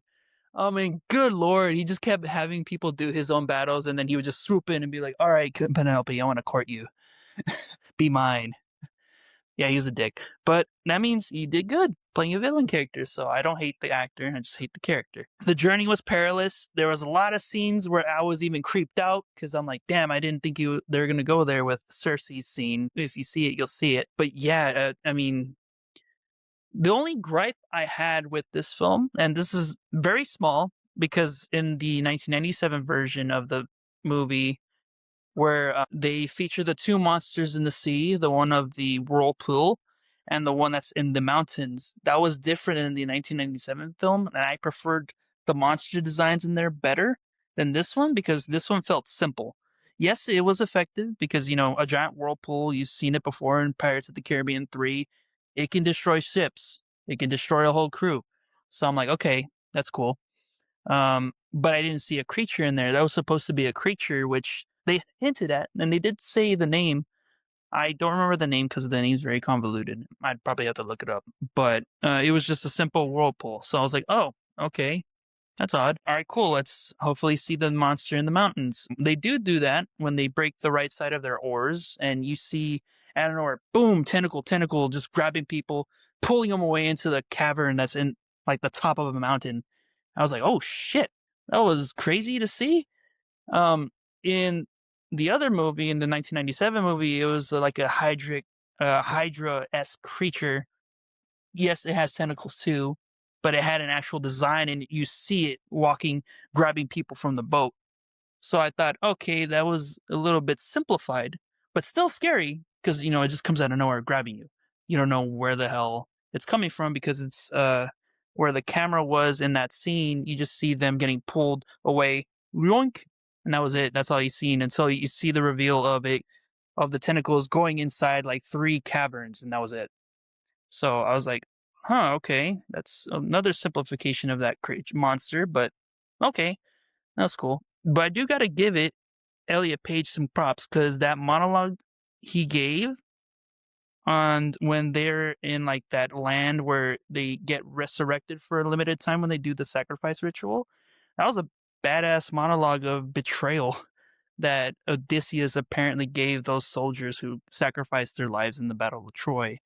Especially with Sinon, like Odysseus said, he wanted to make them believe in the battle and the ultimate fate of us winning the war. I had to make you believe. And then the response back of, I believed you, and yet I was killed along with these other men when we believed in you, and yet you led us to die. And I thought, okay, that's perfect that they do that in Odysseus's character because he is flawed. He is flawed as a person, and as it reveals, and he recognizes in the end, he is a part of those sea people that there is fabled throughout the film as being these monstrous people going town to town on ships, raiding everything, which you see them do. So I thought, wow, that is really brilliant that they do that because that was one of the themes in the story, as well as Odysseus literally looking inside himself with that internal battle, as well as him traveling, trying to go back home, him viewing himself as, holy crap, I am a part of the problem. So I thought that was really cool that they navigated that, and I wholeheartedly thank Christopher Nolan for having this film. It is really a really good watch, and I highly recommend it to anyone. Yeah. So let's get your take, Mr. Lex. I mean, wow. You have to give props to Christopher Nolan just as a director in his own right. I mean, Interstellar, all of the Christian Bale Batman movies, again, amazing director, amazing vision. Just coming off of Oppenheimer 2, it's wow, what an epic movie! What beautiful, amazing cinematography he did, and putting together this star-studded cast to bring his vision of the Odyssey to life. Just amazing, just wonderful. Props to Nolan, props to the cast, props to the crew. They put together a wonderful, wonderful movie. I was very nerdy growing up, as y'all can obviously see. And I did love reading into Greek and Roman mythology. Not only that, but you had a bunch of cartoons and shows like Percy Jackson, obvious ones. And even in shows like the Justice League and Avengers, right? Well, you have Thor, and there's your Norse mythology there. And with the Justice League, you did have Wonder Woman, who is fully based on Greek mythology. Zeus, Circe's, Hera. I mean, there's a whole episode in Justice League that features Circe's, which is turning Wonder Woman into a pit. So it's amazing, beautiful. And I would read these stories as a kid, the original Iliad and Odyssey and everything. And as a kid, you make up these pictures in your head, like, oh, how would Odysseus have looked? How would Helen of Troy have looked? How would etc. But being able to see the Odyssey on the big screen, that was my imagination come true. Sure, it wasn't how I pictured it as a kid, but it was a way clearer and more vivid image than what I would have had. And I got to see, yeah, this is exactly how I thought Odysseus and his men, fare through the sea. This is exactly how I thought they would have blinded the Cyclops, which I gotta say, I gotta give props to Nolan. That was an interesting rendition of a Cyclops. I was about to say that. I was like, damn, that is wicked. Like the messed up face and the Yeah. fact that the eye was turned 180. Like it wasn't like an actual like just human eye in the Yeah, middle. It it was looks like up off and down. censored. Yeah. Yeah, I was like, oh, that's weird. That what is it? Horizontal, vertical. That Yeah, it's vertical a eye. slit. Yeah, like Mm. that was freaking beautiful. Like I never will see Cyclopses the same way again. Which again, it's like my imagination being brought to life. It's like how amazing, how wonderful. And there were some parts of the Odyssey that he either left out or he tweaked a little. But one, as with anything, the book is always better than the movie. Like we all agree, there's just some details that unless you're gonna make like a 10-hour movie, you're just not gonna get it. Mhm. But even everything that he did do, it was so wonderfully done, and he captured the essential parts of the story. Yes, did he tweak some things here and there? Did he forget some lines that are quotable in the Odyssey? Sure, but it was beautiful. It was amazing. You got to remind me the name of the aura farmer. That is a Gamenon. Agamemnon. He aura farmed the ever loving cow of every scene he was in. Yeah. He was like the live action version of Piccolo and all of the aura farming memes that they make about Piccolo. Or like those memes with Obi-Wan Kenobi. Just Exactly. being there. Just like standing there like out for blood. Yeah. And as Henry and I discussed off screen, that like spinal cord braid going down his helmet, chills. Oh, I It was was so badass. good. I wanted that So helmet. badass. You know. Just the whole freaking design of his armor was great. And what a touching story. What beautiful, beautiful job the cast did. As Doom had said in the beginning, I also was weary about Elliot Page possibly being Achilles, only because when you get, I cannot remember his name, not Matt Brad Damon, Pitt. Brad Pitt. When you get someone like Brad Pitt as Achilles, you think of an Adonis of a man to be Achilles. And it's nothing against Elliot Page being Elliot Page. Even if you told me, oh, and I told you guys this, and I cannot remember his name, Jack McBrayer, Okay. this guy, Oh, okay. yeah, that guy. What about him? If you told me he was Achilles, I would also have the same negative response as I did with Elliot Page, because Okay. Jack McBrayer and other people that fit that kind of like body archetype, they are no Achilles. And no offense to these other actors and actresses, but you want an Adonis of a man. You want a Brad Pitt Achilles. Mm. And seeing as how Elliot Page was Sinon, Yeah. I was also like, all right, well, I mean, they did that character, quick and easy death, just like introduce, oh, hey, here's the Trojan horse, whatever.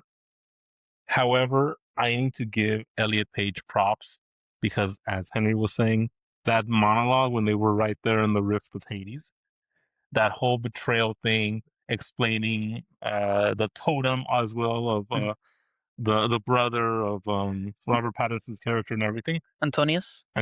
Yeah. that was so beautifully done. Mhm. And off camera, Doom and I were also talking about that I do feel like Elliot Page, for lack of a better word, redeemed all of the backlash and the Yeah. rumors I with that monologue. Mhm. Because if it was just as Doom was saying, the intro scene of stab stab like that, it's like, all right, cool. You got your scene in a Christopher Nolan movie. Get your flowers and bow off stage. But when Elliot was performing that monologue, wow, beautiful chef's kiss. It just the totem at the end, and I'm gonna butcher it, but the words that was given to Odysseus and that he gave to Robert Patterson, to Antonius? Antonius, of give my brother back his shame. And when he gives him the totem, it's like, oh, Sinon wanted me to give you your shame back. Like, Yeah. that was just Yeah. beautiful. Yeah. I That was- definitely enjoyed that so much. And yeah, I mean, I agree with Henry saying that Patterson's role as Antonius hated him. He was an absolute coward. Just those scenes too, towards the end when he would be like, "Everyone get the shield, everyone get the I'm spear." like, why aren't you Why fighting? aren't you fighting? It gave me the same vibes as I cannot remember his name, but it was in Saving Private Ryan, the one dude that betrays him. Um, it's the one dude in the ensemble of in Saving Private Ryan where he stabs the other guy. Oh, the wimpy guy? The wimpy guy, yeah. Yeah. Like, I hated the wimpy guy. I thought he was such a Oh, coward. yeah. Okay, You guys remember? Yeah, I Yeah. remember. What a freaking just a coward, absolute coward. And it's those performances that get you to be like, yes, this is why this is a good actor. This is why you must This die. is why, yeah, you must die. Like, it was great, and I appreciate that in Patterson's role. May he get to the Batman 2 already, because at this point he's gonna be old man Batman doing the 2028, man, they got skin back. Why? But please, everyone, go see The Odyssey. Forget the cast. Forget that it's Nolan.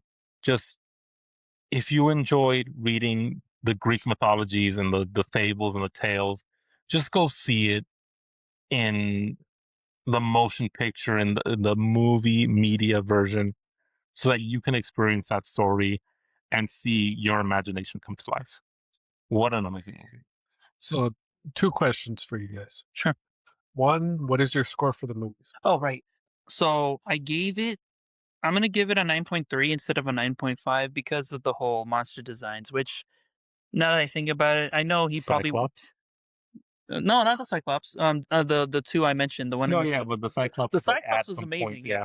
It was amazing. That was the one I was like, oh, shit. I was like, oh, okay. That one, the Cyclops was amazing. It's just the other two monsters in the sea were the ones that I was like, oh, okay, that was really simplified, but okay, sure. No, but that was the only thing that kind of took me away from it a little bit. But then after that, the whole I think it was because I was on edge because of the Cersei scene with her digging into their mouths and stuff. I was like, oh God, don't do that. What are you doing? Clayface vibes. When I saw her No, I holding know. the faces, it made me think of the Clayface Yeah, poster. just pulling their snouts out. I was like, Just- wow. What was your score for the movie?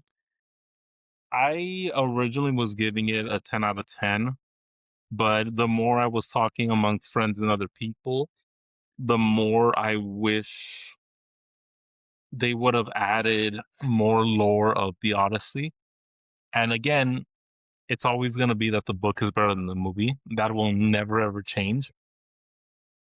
It's just, unfortunately, even though it's a fact of life, there were some things that little kid me would have wished that the movie included, even if it was only like in it. Like, one of the lines I wish that it had was after Odysseus blinds the Cyclops. Mhm. The Cyclops, is going like, who did this? Who did this to me? Whatever. And Odysseus does the famous line of nobody. So that when the Cyclopses go like telling the other, like his story, like, oh, who did this to you? Who hurt you? Nobody. And they couldn't help the Cyclops because Odysseus said nobody. Like, so who hurt you? Nobody hurt me. And that was a good plot point of the book until Odysseus got cocky and said, oh yeah, it was me. Mhm. But just that, one of the famous lines and quotable lines there is just, who hurt you? Nobody. Like Mhm. Odysseus was smart enough to, not blow his cover. Although he still prayed to Poseidon, so I was glad they put that in there. Yeah, Yeah. it was great, but Mhm. then it ties into, well, how did he knew who to curse with Poseidon? Well, Mhm. it's because Odysseus, said, "Oh, I'm Odysseus," But that praying to Poseidon scene was cool too. Yeah, he's just huddled over like, no. I think he was cursing. He was saying it in Greek. No, Yeah, like 'cause I didn't I couldn't understand it in understand it. English, yeah. Yeah, so that was pretty cool. It was authentic. If Yeah. he was speaking Greek. It's all Greek to me. Well, the last thing I wanted to touch on, guys, was did you guys miss the part with Zendaya? Oh, with where it revealed that Athena took the form of the girl that they killed. I thought that was really I thought brilliant. that scene really hit me hard. I I know, really don't know why, but but that was like yeah. his lingering curse of Yeah. reminding him how flawed he is. Like, you did this battle. And yes, in the end, he reconciles that in himself. Yes, I did a bad thing. I'm the sea people that people told tales about, and that's ruthless.